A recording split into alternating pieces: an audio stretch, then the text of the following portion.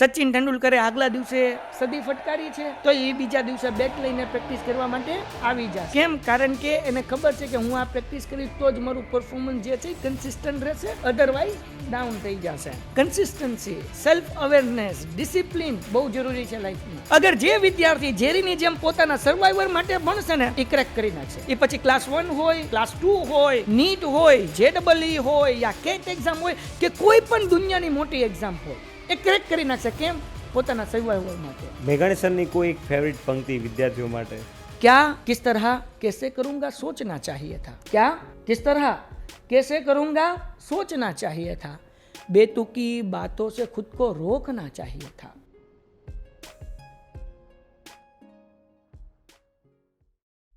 Hello all, welcome to the another educational episode of અતિથિ. આજના આપણા ગેસ્ટની પ્રગતિ અને એમનો કહી શકાય કે ગ્રોથ એ એક ઇન્સ્પિરેશન સ્ટોરી છે. કહી શકાય કે જે માણસ ઓફિસ બોયથી લઈ અને જેની જર્ની સ્ટાર્ટ કરી હતી ત્યાંથી મોટિવેશનલ સ્પીકર, ત્યાંથી એજ્યુકેશનિસ્ટ અને આજ પોતે ખૂબ સારી એજ્યુકેશનલ ઓર્ગેનાઇઝેશન પણ ધરાવે છે. સાથે સાથે કોવિડ લોકો માટે દુઃખદાયી હતો પણ કોવિડ કહી શકાય જેના માટે વરદાન બન્યો છે. એવા જ આજના આપણા ગેસ્ટ છે જેણે કોવિડમાં લાખો યુવાનો, લાખો સ્ટુડન્ટ્સ એમની લાઈફને ઇમ્પેક્ટ કરી છે. એમને કેવી રીતે સારા માર્ક્સ મેળવવા એવા અલગ અલગ નુસ્ખાઓ આપેલા છે. એવા જ આપણા સ્પેશિયલ ગેસ્ટ જે ભાવનગરમાં નહીં પણ ગુજરાતભરમાં ફેમસ છે પોતાના મેથ્સ માટે, પોતાની ઇન્સ્પિરેશનલ સ્ટોરીઝ માટે, મોટિવેશનલ ટિપ્સ માટે, તેમજ લાસ્ટ દિવસે પણ જો વિદ્યાર્થી મૂંઝાતો હોય કે હું પાસ કેમ થઈશ એવા પ્રશ્નોનો જવાબ આપી શકે એવા સક્ષમ શિક્ષક અને કહી શકાય મોટિવેશનલ સ્પીકર અબ્બાસ મેઘાણી. Welcome sir. Thank you very much. સૌથી પહેલાં તમારો આભાર વ્યક્ત કરું છું કે મને તમે સરસ મજાના પ્લેટફોર્મ ઉપર આવવાની તક આપી અને ડેફિનેટલી આજનું આપણું ડિસ્કશન બહુ સરસ રહે અને એનાથી આપણી વ્યુઅર્સ જે છે, આપણા સ્ટુડન્ટ્સ જે છે, આપણા પેરેન્ટ્સ જે છે એમને ખૂબ સારું શીખવા મળે એવો આપણે પ્રયત્ન કરીશું. Thank you very much. So Abbas sir, આપણું format mostly question answer form નથી હોતું, જસ્ટ ટોકેટિવ ફોર્મેટ હોય છે. Right. So we can talk normally. So તમારી જર્ની મને મારી ટીમે આપી કે ભાઈ આ જર્ની છે, આવી ટાઈપની ઇન્સ્પિરેશનલ સ્ટોરીઝ છે. તો મારે પહેલાં સમજવું છે કે અબ્બાસ સર અથવા અબ્બાસથી મેઘાણી સર સુધીની સફર કેવી છે અને ક્યાંથી શરૂઆત થઈ આ સફરની? અગર હું એમ કહું કે હું એક એવો વિદ્યાર્થી હતો કે જે ઠોઠડો હતો, જેને કહે કે ડબ્બો, બરાબર ને. હું 4th સ્ટાન્ડર્ડમાં 2 વર્ષ ફેલ થયો હતો. હવે હું તમને એક મજાની વાત કહું કે હું કેટલો ઠોઠ વિદ્યાર્થી હતો અને પછી એક ટીચરનો રોલ જિંદગીમાં કેટલો ઇમ્પોર્ટન્સ હોય છે એની આપણે ચર્ચા કરીએ. શરૂઆત ત્યાંથી કરીએ. હું 4th સ્ટાન્ડર્ડની અંદર 1લું વર્ષ ફેલ થયો. ઇંગ્લિશ મીડિયમ સ્કૂલની અંદર ભણતો હતો અને 2nd યરમાં પાછો હું 4th સ્ટાન્ડર્ડમાં આવ્યો. સેમ ક્લાસ ટીચર, એટલે ગુજરાતી સબ્જેક્ટ અમારા આશીષ સર લેતા હતા અને એ જ અમારા ક્લાસ ટીચર હતા. તો આશીષ સરે મને કીધું કે તું આ 5 સવાલ જવાબ પાકા કર, હું તને ટેસ્ટમાં હાથ પૂછીશ. મારે એ જ પાકા કરવાના હતા અને એની જ ટેસ્ટ આપવાની હતી. તોય હું ફેલ થયો, બરાબર.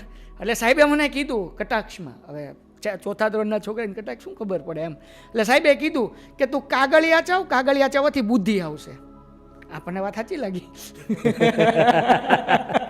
એટલે મમ્મીએ મને ચણા બનાવીને આપેલા હતા તો એ ડસ્ટબિનમાં નાખ્યા, 2 પિન પેચ પાડ્યા અને રિસેસમાં મેં કાગળિયા ચાવ્યા. તો ત્યાંથી મારી જર્ની શરૂ થઈ અને હું બીજી વખત ફેલ થયો. હવે 4થા ધોરણની અંદર 2 વખત ફેલ થયો. મને ABCD નહોતી આવડતી ઇંગ્લિશ મીડિયમ સ્કૂલમાં, એટલે મારા પ્રિન્સિપલે મારા પપ્પાને બોલાવ્યા. એ આજે હજુ પણ એક બીજી સ્કૂલના પ્રિન્સિપલ છે, મોવાની અંદર જ છે, હું મોવામાં મોટો થયેલો છું. આશીષ સર પણ હજી આજે મોવા એક સારી સ્કૂલના પ્રિન્સિપલ છે.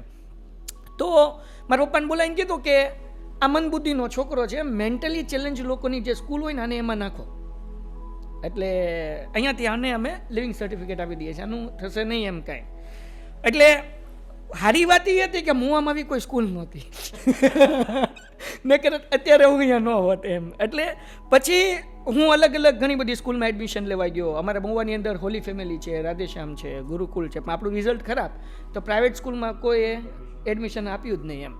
પછી મને સ્કૂલમાં એડમિશન મળ્યું તાલુકા શાળા નંબર 1 અને આ તાલુકા શાળા નંબર 1 એટલે હું જ્યારે ગયો ત્યારે આ સ્કૂલ એવી હતી કે ભાઈ 12 વાગે અમારી સ્કૂલ શરૂ થાય, 12:15 એકી પાણીનો બેલ પડે, પછી વિદ્યાર્થી જાય બારી ઠેકીને વંડિયું ઠેકીને 5:30 વાગે બેગ લેવા આવે. આ શાળા નંબર 1 નામ હતું પણ એનું કામ બધું મારી જેવું હતું એમ, બરાબર કે નહીં. એટલે આ સ્કૂલમાં મને એડમિશન મળી ગયું. ને હું બહુ જિદ્દી હતો નાનો હતો ત્યારે. મેં મારા પપ્પાને એવું કીધું હતું કે અગર મને 5મા ધોરણની અંદર લેશે ને તો જ હું સ્કૂલમાં ભણવા જઈશ, બાકી આપણે ભણવા નથી જવું. ઓકે, મારા પપ્પા મને એ મારી જીદને ઓળખતા હતા, એટલે એ મને એવું કીધું કે તને 5મા ધોરણમાં તાલુકામાં એડમિશન મળી ગયું. એટલે આપણને પપ્પાએ કીધું, આપણે 5મા ધોરણમાં બેઠા. મારા ક્લાસ ટીચર હતા 5મા ધોરણમાં વિજય સર. હવે પહેલો મહિનો બેઠો, રજિસ્ટરમાં નામ ન આવે, હાજરી પૂરે અને પૂછે કે ભાઈ કેટલા વિદ્યાર્થીનું નામ નથી આવ્યું, તો હું હાથ ઊંચો કરું. બીજા મહિને નામ ન આવે, ત્રીજા મહિને નામ ન આવ્યું. એટલે અમારા પ્રિન્સિપલ હતા વાજા સાહેબ અને વાઇસ પ્રિન્સિપલ હતા હસમુખસિંહ સિસારા. એ કે આ છોકરાનું લિવિંગ સર્ટિફિકેટ ગયું ક્યાં?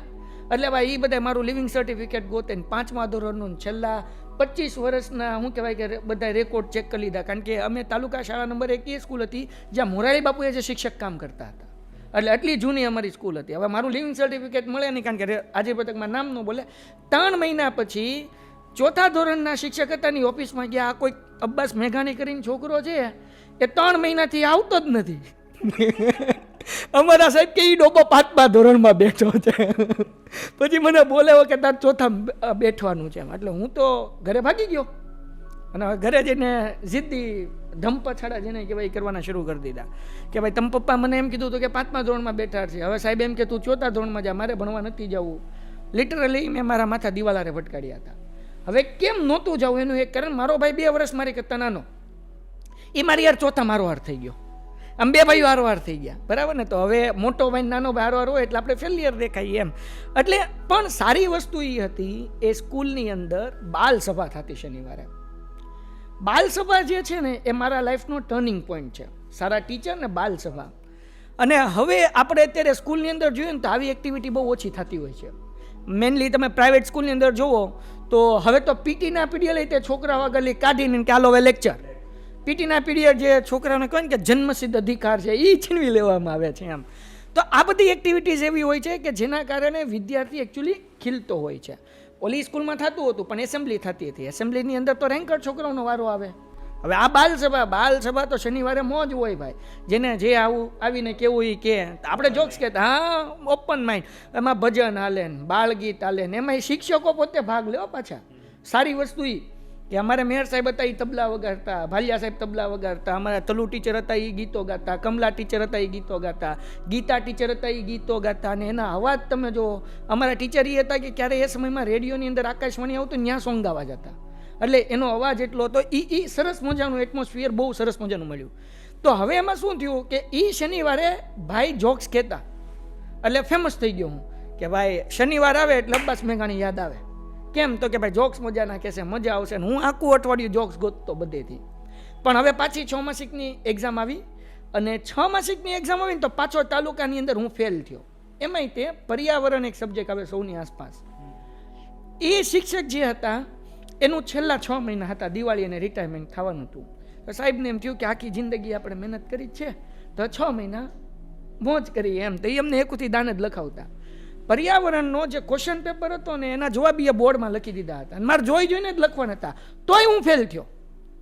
એટલે વિજય સર મને પકડ્યો, એટલે ભાઈ તું કેમ આ ફેલ થયો?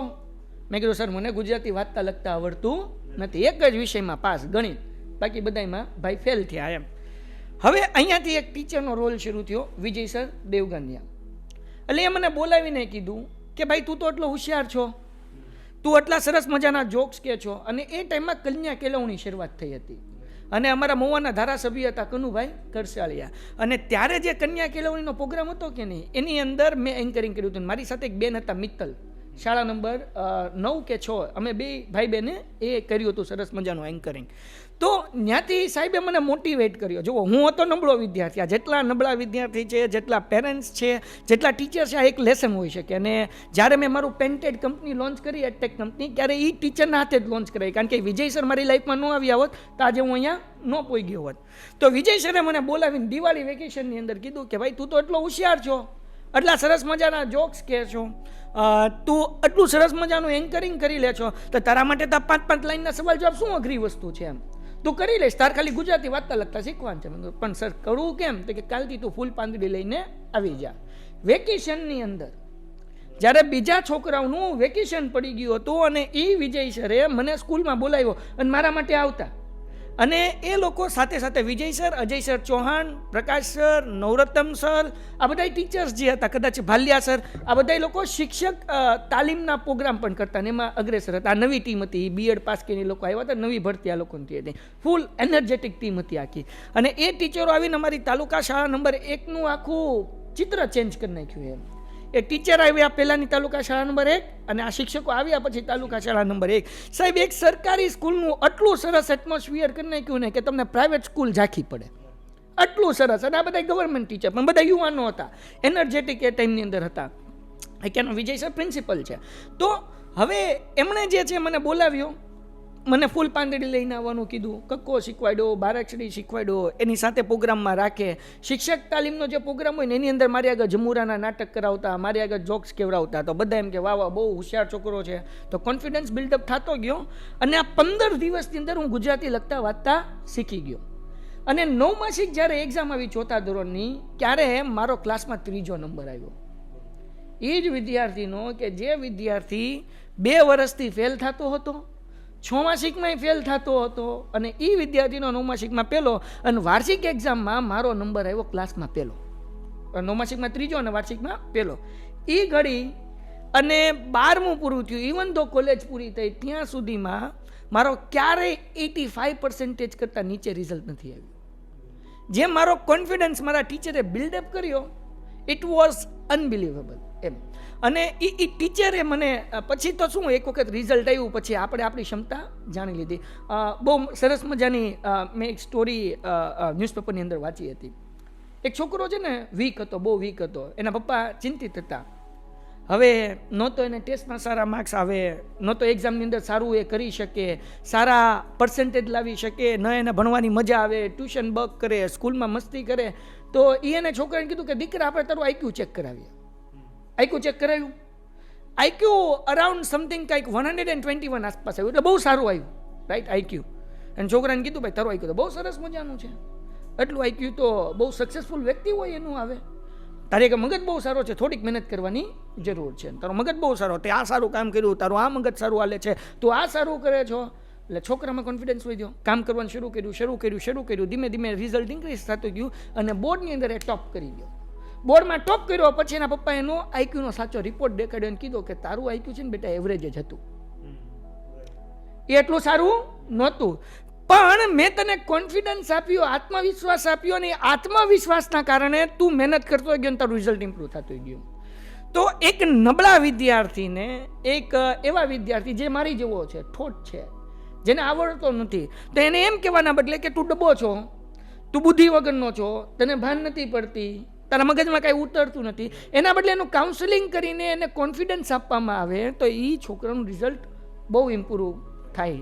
હું તમને એક્ઝામ્પલ આપું, આપણે બધા મૂવી જોઈ છે, 12th ફેલ, 12thની અંદર ફેલ થયેલો વ્યક્તિ અને ટોપ એક્ઝામ ક્લિયર કરી લે છે, હે ને.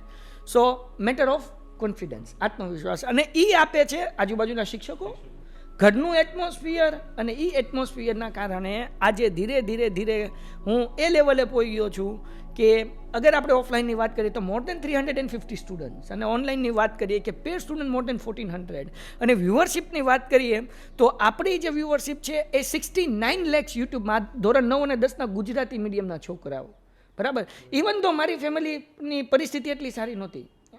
હું 12th કમ્પ્લીટ કરીને આમ સમજો કે ઓફિસ બોય તરીકે કામ કરતો હતો મારે, અને કાંટા માસ્ટર તરીકે, ખાલી ગાડી આવે એનો કાંટો કરવાનો, ઓલનશીક બેકિંગ યાર્ડમાં ભરેલી ગાડીનો કાંટો કરવાનો, 4500 રૂપિયા પગાર હતો. ત્યાંથી લઈને આ જર્ની સુધી પહોંચ્યો જસ્ટ બીકોઝ કે એક ટીચર આપણને સારા મળી ગયા, રાઈટ. તો એના કારણે ઘણું બધું શીખ્યા, અને સાથે સાથે ફેમિલીનો પણ રોલ, હે ને, કે ભાઈ ભણવું છે ને એ ધીમે ધીમે મારા પપ્પાએ મારી અંદર નાખ્યું, તું ભણીશ ને તો આગળ આવીશ, તું ભણીશ ને તો આગળ આવીશ.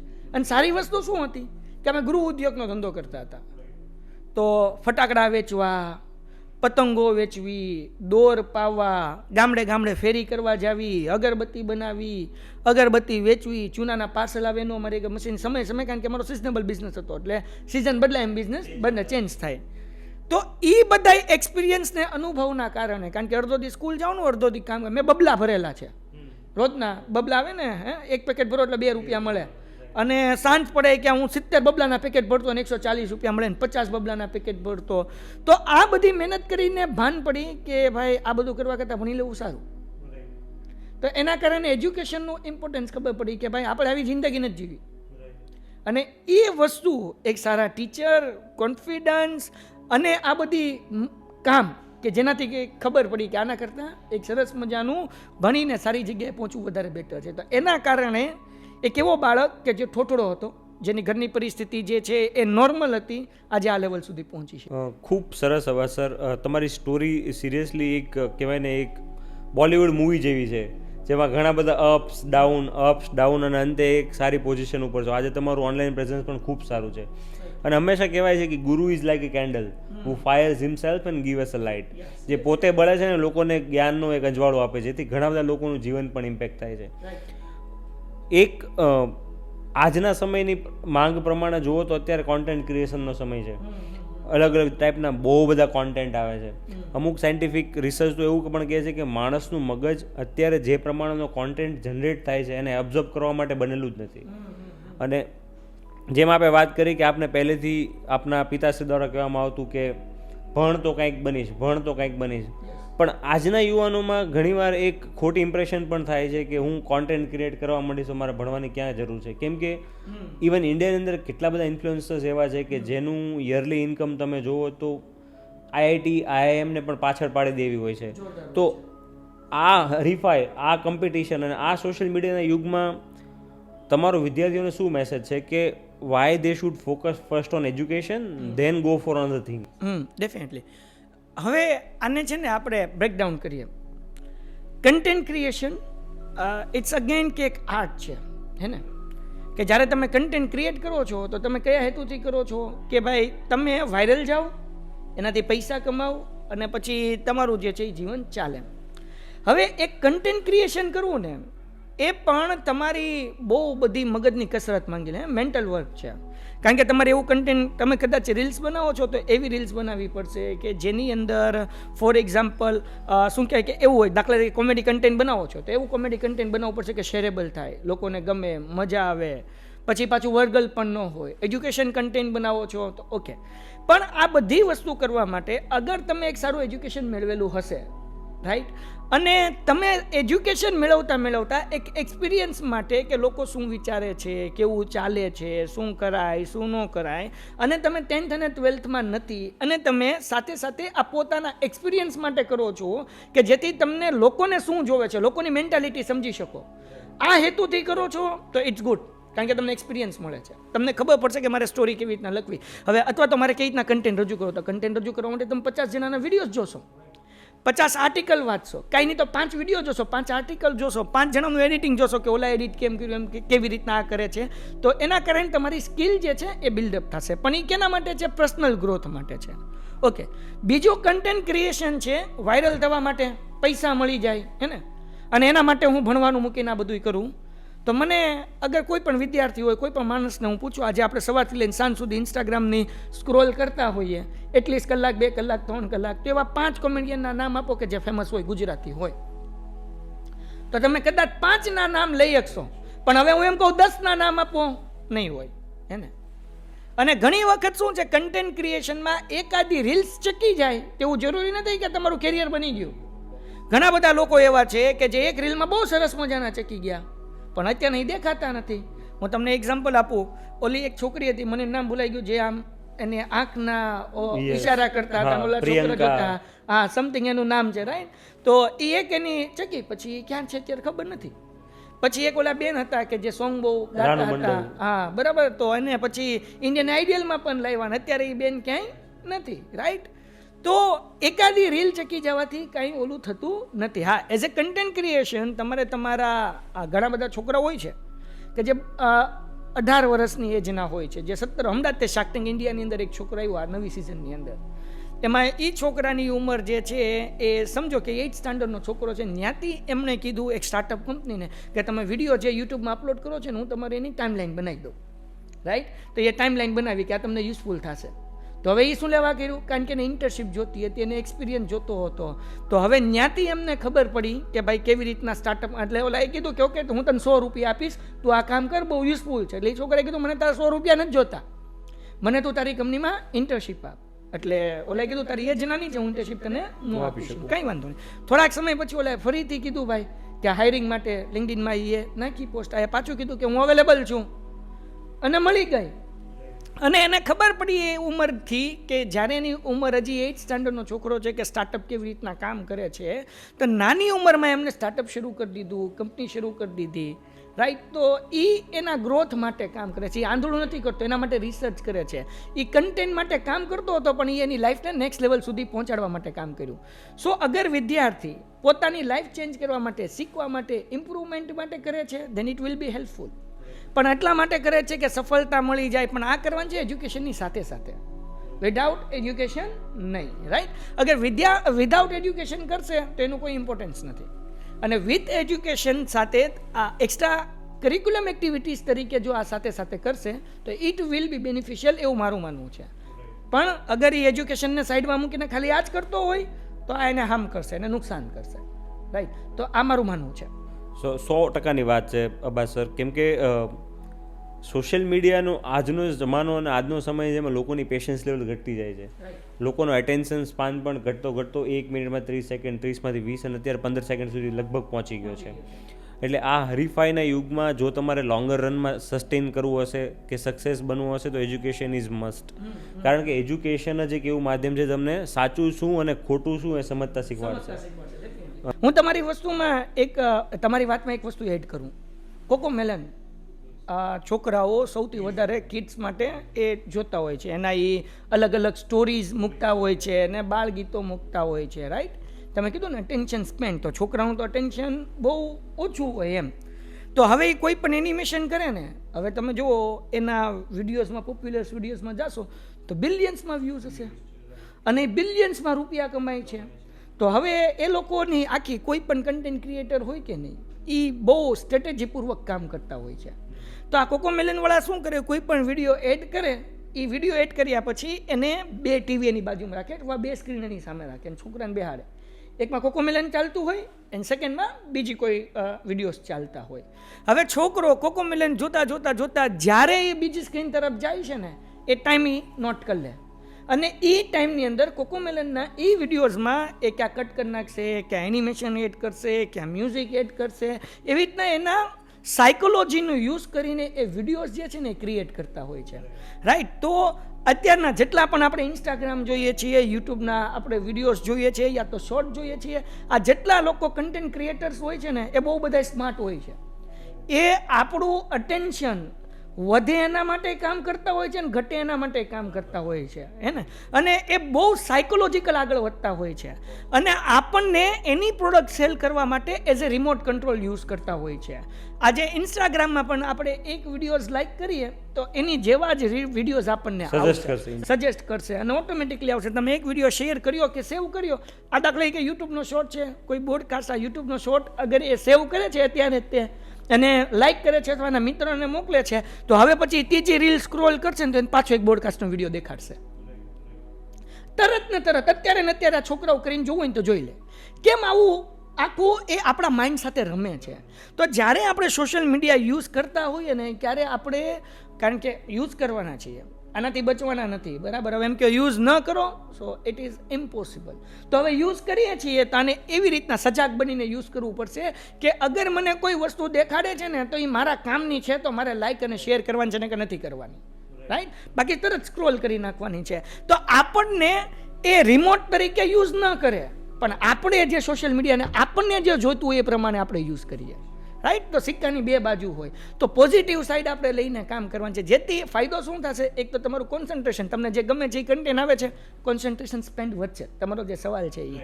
અને કોન્સન્ટ્રેશન વધશે ને તો આપણે કોઈ પણ કામ જે છે એ સરળતાથી કરી શકશું લાંબો સમય સુધી. એ એડ્યુકેશન હોય, એ બિઝનેસ હોય કે કંઈ પણ હોય, so it will be useful. તો આપણે આ માધ્યમને સરસ રીતે ઉપયોગ કરવો. ખૂબ સુંદર વાત છે. અને જો આ રીતે યુઝ કરશું તો મને લાગે છે કે તમારા ઇન્સ્ટાગ્રામમાં અથવા યુટ્યુબમાં જે અનનેસેસરી વિડીયો અથવા તમે કહી શકાય સ્પેમિંગ વિડીયોઝ આવે છે જે તમારો એક અલગ જ મનસ્પટ ઊભું કરે છે એને પણ ટાળી શકાશે. હવે અત્યારનો જે સમય છે એ સોશિયલ મીડિયાનો સમય છે. માની લઈએ અત્યારે દરેક વ્યક્તિના જીવનમાં કદાચ લોકોને એકવાર હવા નહીં મળે તો ચાલશે, પણ ફોન સાથે હોવો જોઈએ અને ખૂબ જરૂરી છે. આ હરીફાઈના યુગમાં અને આ સોશિયલ મીડિયાના યુગમાં વિદ્યાર્થીઓ કઈ રીતે ઘોડાની માફક બે ડાબલા બાંધીને પોતે ફોકસ કરીને ભણી શકે, એના માટે મેઘાણી સર આપની કોઈ પર્ટિક્યુલર ટિપ્સ અથવા વિદ્યાર્થીઓને કોઈ એવું સજેશન્સ અથવા ટાઈમ મેનેજમેન્ટ કે એ લોકો એક પર્ટિક્યુલર સમય બનાવે જ્યાં સોશિયલ મીડિયા બી યુઝ કરી શકે અને ભણવામાં ફોકસ કરી શકે, આનું કેવી રીતે બેલેન્સિંગ કરી શકે? જે 10th અને 12thના છોકરાઓ છે, રાઈટ, એમને અત્યારે, કારણ કે એક્ઝામને હવે છેલ્લા 1 મહિનાની જ વાર છે, બરાબર, તો આ સમયે એમને સોશિયલ મીડિયા બિલકુલ યુઝ ન કરવું જોઈએ, બિલકુલ યુઝ ન કરવું જોઈએ. હવે ઘણી વખત શું થાય કે છોકરા એમ કે 2 કલાક 3 કલાક વાંચી લીધું, હવે હું ફ્રેશ થવા માટે યુઝ કરું 10 મિનિટ. એકચ્યુઅલી 10 મિનિટ ક્યારે કલાક થઈ જશે ને એ ખબર નહીં પડે. ચલો તમે 10 મિનિટની બદલે તમે બંધ પણ કરી દીધું 10 મિનિટ યુઝ કરીને, પણ એ 10 મિનિટની અંદર તમે જે શોર્ટ્સ અને રીલ્સ જોયા છે ને એના વિચારો કલાકો સુધી આવશે. કદાચ તમે કંટ્રોલ કરીને 10 મિનિટમાં બંધ કરી દીધું ને તો આ પંખો હોય ને, પંખો એની ચાપ બંધ કરો ને તો પંખો તરત ફરતો બંધ ન થાય. પંખો ફરતો રહે ને સ્લોલી એ ફેન શું થાય? બંધ થાય. એવી રીતના સોશિયલ મીડિયા જ્યારે આપણે યુઝ કરતા હોય ને એમાં જે રીલ્સ અને જે શોર્ટ જોયા છે કે ને એ આપણે કદાચ બંધ બી કરી દેશું ને તો એ વિચારો તરત બંધ નહીં થાય, ફરતા રહેશે અને એ જ્યારે આપણે ભણતા હશું ને ત્યારે એના વિચારો જે છે ને આપણને ડિસ્ટર્બ કરશે, આપણને ડિફોકસ કરશે અને એના કારણે આપણે ફોકસથી ભણી ન શકીએ, બરાબર ને? તો જ્યારે એક્ઝામના છેલ્લા ગણતરીના દિવસો બાકી છે કે બિલકુલ એમને સોશિયલ મીડિયા યુઝ ન કરવું જોઈએ એવી મારી પર્સનલી સલાહ છે.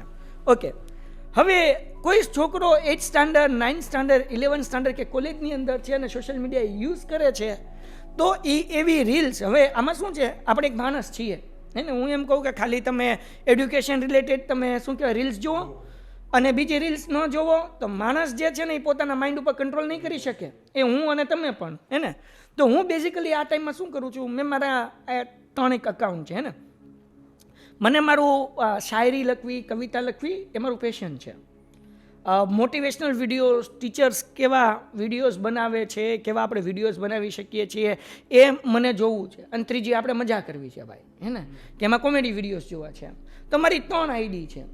તો હવે આ મારું ફાઇનલ છે કે જ્યારે સન્ડે હોય કે નહીં ત્યારે એક આઈડી જે છે એ મારા બીજા નામથી છે, એ કોમેડી આઈડી છે, તો એની અંદર એકલા એ જ વિડીયો મેં લાઇક કરેલા હોય, સેવ કરેલા હોય એટલે મને એ જ વિડીયો દેખાડશે.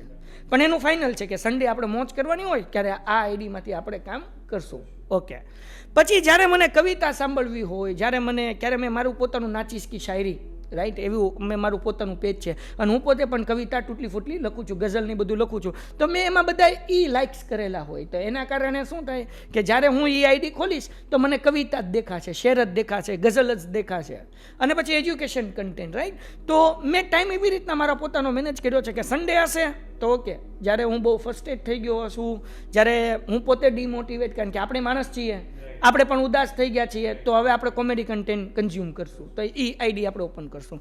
ઓકે, જ્યારે મને એવું થાય કે ભાઈ કેટલા ટાઈમથી મેં કંઈ કવિતાઓ નથી લખી અથવા સાંભળી નથી, આ મારાથી દૂર થતું જાય છે, મારું પેશન છે, એ મારી હોબી છે, હું એનાથી આગો ન વયો જાઉં, તો જ્યારે ફ્રેશ થવાનું મન થાય ત્યારે હું એ કન્ટિન્યુઅસ કન્ઝ્યુમ કરતો હોઉં છું. અને બાકી મોસ્ટ ઓફ મારું પેન્ટેડ લર્નિંગ છે ને એ ખુલેલું હોય ને એની અંદર મેં એવા જ શોર્ટ્સ બધા લાઇક અને કરેલા હોય કે જે કોઈ ટીચર્સ ના હોય, કોઈ કન્ટેન્ટ ક્રિએટર ના હોય કે જે મોટિવેશન સ્ટોરી આપણી સામે લાવે, તો આપણને રીડિંગ કરવાનો સમય ન મળતો હોય તો 1 મિનિટની અંદર એટલી સરસ મજાની સ્ટોરી આપણને મળી જતી હોય. તો સ્ટુડન્ટ્સ જે છે 8th 9th 10th 11th અને ખાસ કરીને 10th અને 12th વાળાને માઇનસ કરતા બાકી બધા સ્ટુડન્ટ જો આવી રીતે કરશે તો મને એવું લાગે કે એ સરસ મજાનું ટાઈમ મેનેજમેન્ટ કરી શકશે.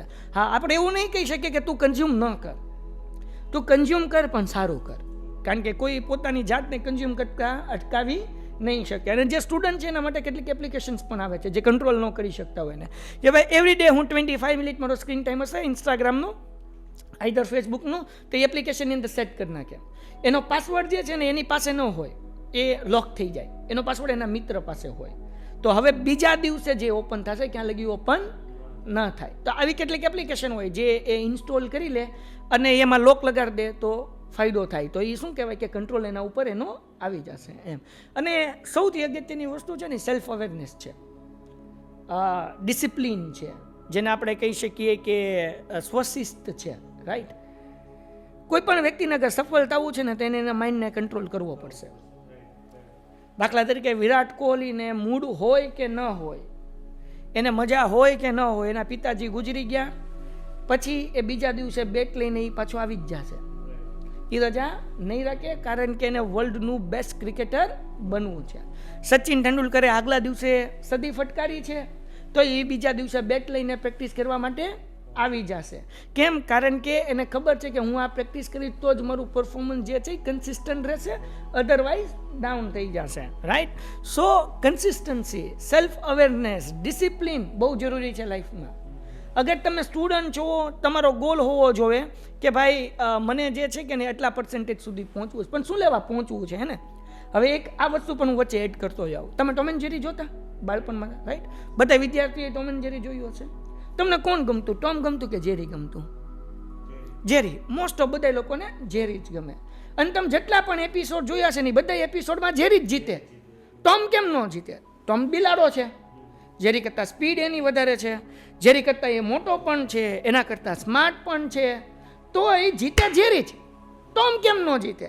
ટોમ એટલા માટે નથી જીતતો કારણ કે ટોમ એનું એક ટાઈમનું ભોજન માટે દોડે છે, અને જેરી જે છે એનો જીવ બચાવવા માટે દોડે છે. કારણ કે જો એને બિલાડાએ પકડી લીધો તો એ મરી જશે.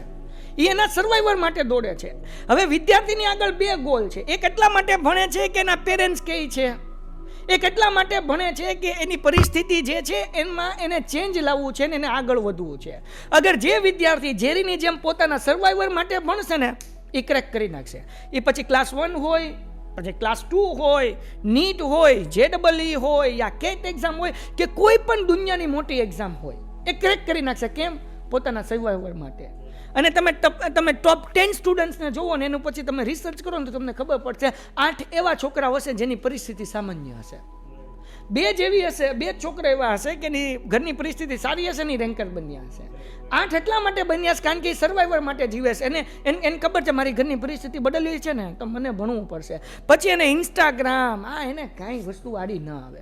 સો અગર તમે સેલ્ફ અવેર છો, પોતે અવેર છો, પોતાને કંઈક કરવું છે, પોતાને આગળ વધવું છે, રાઈટ, તો તમને મારા બાપાએ મને કોઈ દી નથી કીધું કે સવાર 4 વાગે ઊભો થઈને વાંચ, તોય હું ઊભો થઈને વાંચતો. ઇવન તો હું 12મા ધોરણમાં જ્યારે હતો ત્યારે મારી બેનને ટીબી થઈ ગયું હતું. મારા પપ્પા મારી બેન સાથે જીતરી દવાખાને હતા અને અમારા અગરબત્તી, સિંગ ભજીયા અને ચૂના પાર્સલ અમે 3 કામ કરતા હતા. મારી બેન મારા પપ્પા સાથે. અમારી પરિસ્થિતિ બહુ ખરાબ. અમારી આગળ જમાતનું મકાન, અમારા નાતે આપેલું અમારું મકાન, જેમાં અમારે ભાડું ન દેવાનું હોય. હવે હું સ્કૂલ જાઉં તો આ બધું કામ કોણ કરે? જો કામ ન કરીએ તો ઘરમાં પૈસા ક્યાંથી આવે? તો મેં મારી સ્કૂલમાં વાત કરી, હું રેન્કર હતો, ટોપર હતો. મેં કીધું ભાઈ આવી રીતના પરિસ્થિતિ છે, હું હવે સ્કૂલમાં આવી નહીં શકું, પણ હું એક્ઝામ દેવા આવી જઈશ, તમારે મારી હાજરી પૂરી નાખવાની. એટલે પ્રિન્સિપલ, અમારા ટ્રસ્ટીજીએ કીધું ઓકે, અમને તારા ઉપર વિશ્વાસ છે, તું કરી લઈશ. હું સવારે 4 વાગે જાગતો, મારા પપ્પા મારી બેન સાથે જીતરી દવાખાને. 4 વાગ્યાથી લઈને 8 વાગ્યા સુધી ઇકોનોમિક્સ, ઓસી અને SPCC આ 3 થિયરીના સબ્જેક્ટ હોય આપણે રીડ કરવાના. ઓકે, પછી નાસ્તો કરવાનો, ફ્રેશ થઈને 9 વાગે કારખાને પહોંચી જવાનું. કારખાને પહોંચીને ચૂના પાર્સલના ઘાણ નાખવો પડે. મશીનની અંદર તમારે ચૂનો બનાવવાનો, પાણી અંદર એડ કરવાનું, એ મશીનની અંદર નાખવાનું અને પછી એ નાના પાર્સલ નીકળે અને એ માલ બને બપોરે 3-4 વાગ્યા સુધી. બીજી બાજુ એ જ્યારે મશીનના પાર્સલ નીકળતા હોય ટોપલી બદલવાની, કારણ કે 100 પાર્સલ એક થેલીમાં આવે એટલે એ ટોપલી તમારે ચેન્જ કરવાની. પાર્સલ પડતા હોય કે જ્યારે પાર્સલ પડતા હોય ત્યારે સાઈડમાં અગરબત્તી હું 100 ગ્રામ 50 ગ્રામ એના બોક્સ બનાવતો જતો. એટલે એક બાજુ 2 કામ શરૂ હોય, એક બાજુ પાર્સલ નીકળતા હોય, એક બાજુ અગરબત્તી. પછી બપોર પછી જે છે 5 વાગ્યા સુધી આ કામ શરૂ હોય. બપોરે જમવા જઈએ કે મમ્મી ટિફિન લઈને કારખાને આવી જાય અને પછી સિંગ ભજીયા જે છે મમ્મી પડીકા, સિંગ ભજીયાના પડીકા મમ્મી બનાવતા. તો અમે આવી રીતના કરીને પછી 5 વાગ્યા પછી માલ દેવા જવાનો. માલ પોગાડી દો, રાત્રે ઉઘાણીએ જવાનું. 8:30-9 વાગે ઘરે પોગો, જમો પછી હોય નહીં જવાનું. પછી અકાઉન્ટ અને સ્ટેટ હાથમાં લેવાનું. અકાઉન્ટ અને સ્ટેટ હાથમાં લઈને મારા ટીચર છે જેની આગળ કપાસી સર, જેની આગળ હું અકાઉન્ટ સ્ટેટના ટ્યુશન જતો હતો, રાત્રે 11 વાગે મેં ફોન કરવામાં એને ડાઉટ પૂછવા માટે ફોન કરેલા છે. 11 વાગે, કારણ કે 10 વાગે લઈને બેઠા હોય તો એ જ્યાં લગી થાકીએ નહીં, 11, 11:30 ત્યાં લગી આપણે માથાકૂટ કરે રાખીએ. પાછું સવાર 4 વાગે તો જાગી જ જવાનું. મારા બાપાએ મને નથી કીધું તું ભણ. મારા બાપા મને એમ કહેતા કે તું ભણવાનું મૂકી દે ને કામ કર. પણ મને ખબર હતી કે જો હું ભણીશ નહીં ને તો મારે જિંદગી ભર આ જ કરવું પડશે. અગર મારે મારી લાઈફમાં ચેન્જ લાવવો છે, મારે આ કામ નથી કરવું, મારે ગધેડા મજૂરી નથી કરવી, તમારે ભણવું પડશે. અને એ ઇન્સ્પિરેશન હતું મારા માટે, ને એટલા માટે હું જે છે એ મહેનત કરતો હતો. અગર વિદ્યાર્થી સેલ્ફ અવેર હશે, હું મારા ભાઈબંધ સાથે, મને નથી ખબર કે 12મા ધોરણમાં ક્યારે હું રખડવા ગયો છું, મને નથી ખબર 12મા ધોરણમાં હું ક્યારે ભણવા ગયો, કારણ કે ઘરની જવાબદારીમાંથી આવી ગઈ હતી. ક્યારે તો ઇન્સ્ટાગ્રામ ને યુટ્યુબ નહોતું, પણ ભાઈબંધ દ્વારા રખડવાનું તો હોય જ, હું નથી ગયો. રાઈટ. તો આ સેલ્ફ અવેરનેસ જ્યારે વિદ્યાર્થીની અંદર હશે, સ્વશિસ્ત જ્યારે વિદ્યાર્થીની અંદર હશે, અને પોતાનો ગોલ એની સામે હશે કે મારે અહીંયા પોગવું છે, ત્યારે એને આ કાંઈ વસ્તુ આડી આવશે નહીં. અને જો નથી તો વિદ્યાર્થીને વિચારવું જોઈએ કે મારા બાપા કાળી મજૂરી કરીને સવારે 9 વાગે ટિફિન લઈને આપણા બધાના પપ્પા વિયા જતા હોય છે, સાંજે આવતા હોય છે, ને એ આપણા પહેલા ધોરણથી લઈને 10મા ધોરણ સુધી કે 12મા ધોરણ સુધી દર વર્ષે એટલીસ્ટ લાખ રૂપિયાનો ખર્ચો કરતા હોય છે. એ કદાચ જૂના કપડાં લગ્ન પ્રસંગમાં પહેરશે, પણ આપણને નવા કપડાં પહેરાવશે. આપણી ફીસ ભરવા માટે કદાચ એનું આગું પાછું મેનેજમેન્ટ કરી નાખશે, કદાચ એ નવી વસ્તુ એના માટે પરચેસ નહીં કરે, પણ આપણા માટે એ ખર્ચો કરશે. તો હવે આપણા પેરેન્ટ્સ આપણા માટે આટલું ત્યાગ કરવા, બલિદાન દેવા તૈયાર હોય, તો આપણે કેમ ન ભણવું જોઈએ? રાઈટ. ઓકે. તો આ વસ્તુ જો અગર વિદ્યાર્થીના મગજમાં હશે ને, તો ટાઈમ મેનેજમેન્ટ એની હાથે કરી લેશે, એની જાતે જ કરી લેશે. સો આ હું મારું માનવું છે. શું વિદ્યાર્થી મિત્રો, તમારા માટે પણ આ એક ખૂબ ઇમ્પોર્ટન્ટ માહિતી છે કે તમે જ્યારે પણ, કેમ કે ઘણા વિદ્યાર્થીઓ પોતે જ પહેલાં કન્ફ્યુઝ હોય કે એને કયા રસ્તા પર જવું છે, શું કરવું છે. અને મેઘાણી સર, મને ક્યાંક લાગે છે ઘણીવાર આમાં પેરેન્ટ્સનો પણ એટલો હાથ હોય છે. કેમ કે આજના પેરેન્ટ્સ અને જે 90s પેરેન્ટ્સ વચ્ચે ફરક જ એ હતો કે આજના પેરેન્ટ્સનું સ્પૂન ફીડિંગ બહુ વધી ગયું છે. પ્લસ મને યાદ છે કે હું પોતે સ્વામિનારાયણ ગુરુકુળથી ભણેલો છું. અમે જ્યારે ભણતા ત્યારે તમારા ટીચર્સ હશે ને, તમે જેમ પહેલાં વાત કરી કે ટીચર સ્કૂલમાં ગાતા, તબલા વગાડતા, એ તો મને યાદ છે કે અમે જ્યારે સ્કૂલમાં ભણતા ત્યારે મને બહુ મારું ક્લિયર ઓબ્ઝર્વેશન છે કે ટીચર્સની મારવાની સ્ટાઇલ પણ તમે જોશો ને તો સ્ટ્રીમ પ્રમાણે હોય. સાયન્સના ટીચરનું એ હોય, આર્ટ્સના ટીચરની અલગ સ્ટાઇલ હોય, અને એ એક મજા હતી, અલગ હતી. અને મને પણ યાદ છે કે જ્યારે આપણા સમયમાં એવું હતું કે 2 જ ઓપ્શન હતા કે શાક બન્યું છે તો શાક ખાવું છે કે માર ખાવો છે. બરાબર. જ્યારે આજના સમયમાં પેરેન્ટ્સનું સ્પૂન ફીડિંગ એટલું બધું હતું કે પેરેન્ટ્સ પોતે જ તે કિડ્સ માટે એટલા બધા ઓપ્શન્સ આપે, અથવા એટલી બધી વસ્તુ રેડીમેડ. અમુક વાર તો મેં જોયેલું છે કે પેરેન્ટ્સ જ્યારે પોતાના બાળકોને સ્કૂલે ડ્રોપ કરવા જતા હોય તો પેરેન્ટ્સે બેગ લગાવેલું હોય. આજે જ્યારે તમારું બાળક સ્કૂલે જાય છે ત્યારે એનું બેગ તમે ઉચકાવો છો અને ખબર જ નહીં પડે કે આ હું જે જાઉં છું એનો એને લાગે છે કે હું ફેન્ટેસી માટે જાઉં છું એમ. સો આવા પેરેન્ટ્સ માટે તમારો શું મેસેજ છે? બહુ સિમ્પલ વસ્તુ છે. પહેલાંના પેરેન્ટ્સ શું છે, 3 વસ્તુ પહેલાંના પેરેન્ટ્સને આવડતું. એક રોક, પછી ટોક, અને ત્રીજું ઠોક. પહેલાં રોકે કે આ ન કર, પછી તમે કરો તો ટોકે, હવે ના પાડીને નહીં કરતો, અને જો પછી તમે કરો તો એ ઠોકે. હે ને? રોક, ટોક અને ઠોક, આ 3 વસ્તુ હતી. હવે છે ને પેરેન્ટ જે છે એ રોક, ટોક, આ પણ થોડુંક જે છે એ લિબરલ થઈ ગયું છે ને. તો આ ઠોકે નહીં, ઓકે, પણ હવે છે ને આમાં પેરેન્ટિંગના 3 પાર્ટ્સની અંદર આપણે ડિવાઈડ કરી શકીએ. 1 થી 7 વર્ષ જ્યારે બાળક હોય ત્યારે તમે એને રાજાની જેમ સાચવો, ઈ કે એમ કરો. ઓકે, હા, પછી બહુ એની જીદ પૂરી નથી કરવાની, નહીં કરતો એને એમ થશે કે ભાઈ મારી બધી વાત માની લેવામાં આવે છે, હે ને? પણ રાખો પણ રાજાની જેમ, ભરચક પ્રેમ આપો. 7 થી 14 વર્ષની જ્યારે બાળકની ઉંમર હોય છે ને, ત્યારે એને તમે ગુલામની જેમ રાખો. એ બરાબર નથી કરતો એને રોકો, એને ટોકો, અને જરૂર પડે તો એકાદ વખત ચમત્કાર દેખાડો. તમારે શ્રી કૃષ્ણની ભૂમિકા નિભાવવાની છે ને. શ્રી કૃષ્ણ આગળ તમે જુઓ, તેને એક વાસળી પણ છે અને એના હાથમાં ચક્ર પણ છે. રાઈટ. તો હવે શ્રી કૃષ્ણ જે છે એ ચક્રનો હરેક વખતે ઉપયોગ નહીં કરે, મોટા ભાગે 90% કેસમાં વાસળીનો ઉપયોગ કરશે, પણ જ્યાં જરૂર પડે ત્યાં ચક્રનો ઉપયોગ કરી લેશે. રાઈટ. તો એવી રીતના પેરેન્ટ્સને 7 થી 14 વર્ષની ઉંમર જ્યારે છે ને, જ્યારે બહુ એવું લાગતું હોય ને ત્યારે એક વખત જરૂરી છે ને, કારણ કે ચમત્કાર વગર નમસ્કાર નથી. રાઈટ. પણ 14 થી 21 હવે તમારે જે છે એને વજીરની જેમ રાખવાનો છે, એ તમારો સલાહકાર છે. જો આવી રીતના પેરેન્ટિંગ થશે તો 1 થી 7 વર્ષની ઉંમરમાં ઓકે ફાઇન, ભરચક પ્રેમ આપો. 7 થી 14 એને ખબર છે જો આપણે બરાબર નહીં કરીએ તો આપણા બાપા જેવું ખતરનાક કોઈ નથી. બરાબર. 14 થી 21 હવે એ બાપાનું 2 રૂપ જોયું છે, તો એઝ એ ફ્રેન્ડ એને બધું કે સહી થયા ને, કોઈ ખરાબ કામ કરતા અટક સહી થાય, કારણ કે ખબર છે આ બાપા ગમે ત્યારે ચમત્કાર દેખાડી દે છે હે ને, અથવા મમ્મી ક્યારેક ચમત્કાર દેખાડી દે છે. પછી એની સલાહ લ્યો હરેક વસ્તુમાં કે ભાઈ આ કામ કરવું છે, કેમ કરશું, કઈ રીતના કરશું, આ કામ, આ પ્રસંગ છે ઘરે, આમાં શું કરવું જોઈએ, હરેક વસ્તુમાં એની એડવાઇસ લ્યો, સલાહ લ્યો. તેનાથી શું થશે, એ છોકરો ઘડાશે. અને 21 વર્ષની ઉંમર થાય પછી એને આપી દો હવે ડિસિઝન, હવે તું કર તારી રીતના, કંઈ ખોટું પડ્યું તો અમે તારી સાથે છીએ. સૌજીભાઈ ધોળકિયા બહુ સારા બિઝનેસમેન, આટલા સારા વ્યક્તિ હતા, આટલા પૈસાવાળા કે એની છોકરાને આમ નામ એની ખુરશી ઉપર બિઝનેસમાં બેઠાડી શકતા હતા. પણ સૌજીભાઈ ધોળકિયાએ એના છોકરાને બેઠાડ્યો ને, એના છોકરાને 7,000 કે સમથિંગ અમાઉન્ટ આપીને કીધું કે જા 1 વર્ષ રે, જ્યારે તું પાછા આવો ને ત્યારે મને ડબલ અમાઉન્ટ પાછી આપવાની છે, અને તારે આ 7,000 રૂપિયાને છે ને ઇમરજન્સી કેસની અંદર જ તારે ઉપયોગ કરવાનો છે, તારે જ્યાં જવું ત્યાં જા, જે કરવું એ કર. એટલે એના છોકરાએ જે છે કે નહીં એ અલગ અલગ જગ્યાએ કામ કર્યું, અને 1 વર્ષ એમને જે છે અલગ અલગ જગ્યાએ કામ કરીને એક્સપિરિયન્સ લીધો, એમને શીખ્યો કે ભાઈ કેવી રીતના કામ કરાય, શું કરાય. તમે જ્યારે કોઈકની નીચે કામ કરતા હોય ત્યારે લોકો તમારી ઉપર ઓર્ડર કરે, ક્યારે કેવી રીતના આપણે એ ફોલો કરવું, અને એ પછી છોકરો 1 વર્ષ ઘડાઈને આવ્યો ને પછી એને ખુરશી ઉપર બેઠાડી દીધો. ઘણા બધા બિઝનેસમેન, ઘણા બધા પેરેન્ટ્સ કેપેબલ હોય છે ને, તો એ શું કરતા હોય છે કે એના છોકરાને ડાયરેક્ટ ખુરશી ઉપર બેઠાડી દેતા હોય છે. તો હવે એને એની કિંમત નથી થતી. એ તો પછી બહુ 10માંથી 9 કેસમાં એવું થાય કે એ બાપાનું જે હોય કે ને એ ધીરે ધીરે ધીરે ધીરે પૂરું થઈ જાય, એક છોકરો જે હોય ને એને નેક્સ્ટ લેવલ સુધી પહોંચાડી દે. ઘણા બધા પેરેન્ટ્સ એવા હોય છે કે જે જ્યારે છોકરો ભણતો હોય છે ને ત્યારે એમ કે મારી દુકાન નહીં આવવાનું, તું ભણવામાં ધ્યાન રાખ, તારે આ કામ નહીં કરવાનું, તું ભણવાનું ધ્યાન રાખ. હું એમ કહું કે પેરેન્ટ્સને એવું કરવું જોઈએ કે અગર એ 10 અને 12માં નથી તો તારે મારી દુકાને રવિવાર કમ્પલસરી આવવાનું છે. એને ખબર પડે ને બાપ કેટલો પછીનો પાડે છે ક્યારે આ વસ્તુ થાય છે. અગર પપ્પા નોકરી કરે છે ને તો હારવાર લેતા જાય, એને કે તું મારી હેલ્પ કર મફતમાં. એના કોઈ સગાવાલાની કોઈ દુકાન હોય ને ચાની કે નાસ્તાની કે XYZ કોઈ કંપની હોય ને છોકરાને મોકલે ત્યાં. જ્યારે 10મા ધોરણવાળાને વેકેશન હોય છે, જેવું એક્ઝામ પૂરી થાય એટલે સૌથી મોટું વેકેશન 10મા 12મા વાળાને મળે. હવે આ સમયની અંદર છોકરાઓ શું કરતા હોય છે, રખડતા હોય છે ને.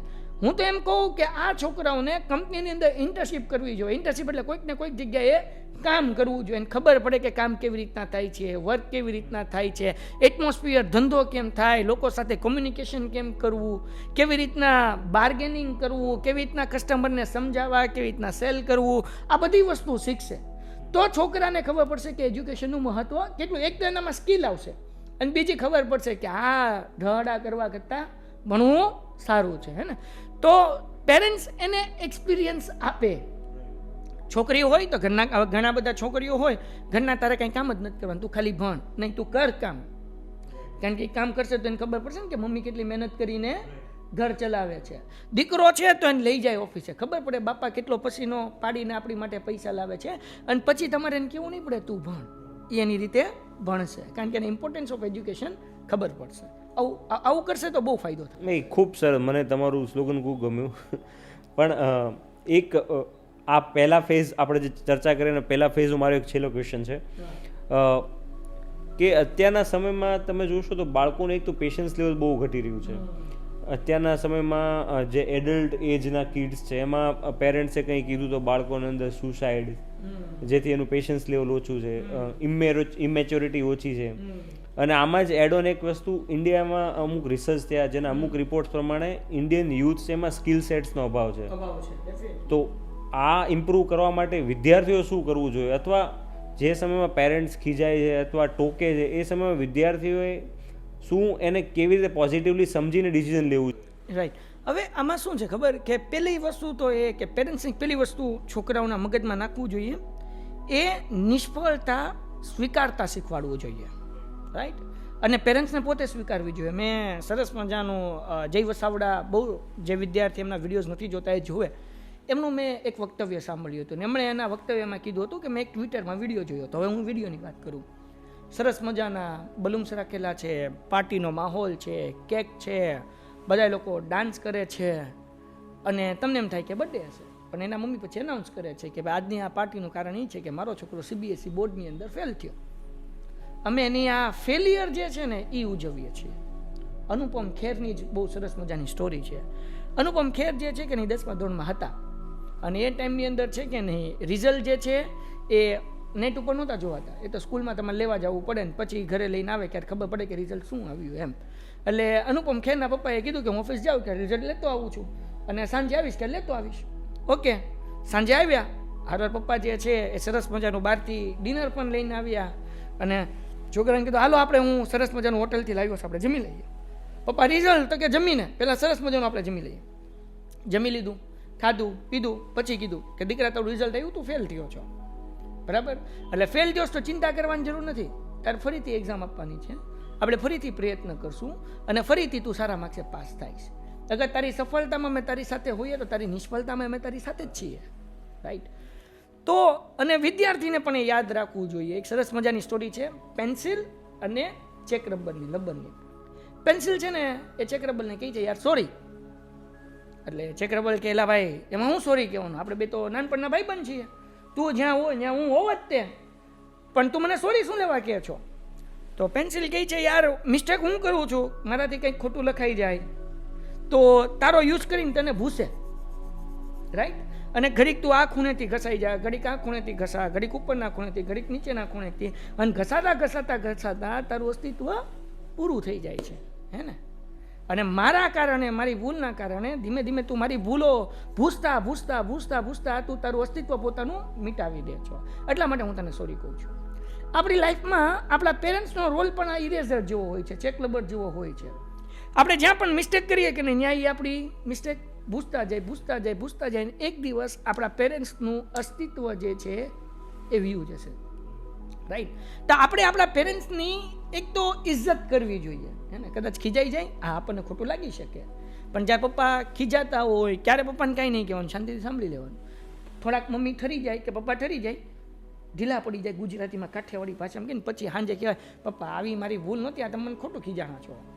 અને પછી પપ્પા એ કહેશે કે હા ભાઈ હવે તું ધ્યાન રાખજે, હું ધ્યાન રાખીશ. તો અહીંયા જે છે એ કોમ્યુનિકેશન સ્મૂથ થઈ જતું હોય છે. અને આપણે એ ધ્યાન રાખવાનું છે કે આપણા વાલી જે છે એ આપણા માટે ઇરેઝરની જેમ હંમેશા પોતાની જાતને ઘસતા રહી છે, તો આપણે એની ઇજ્જત કરી લેવાની છે.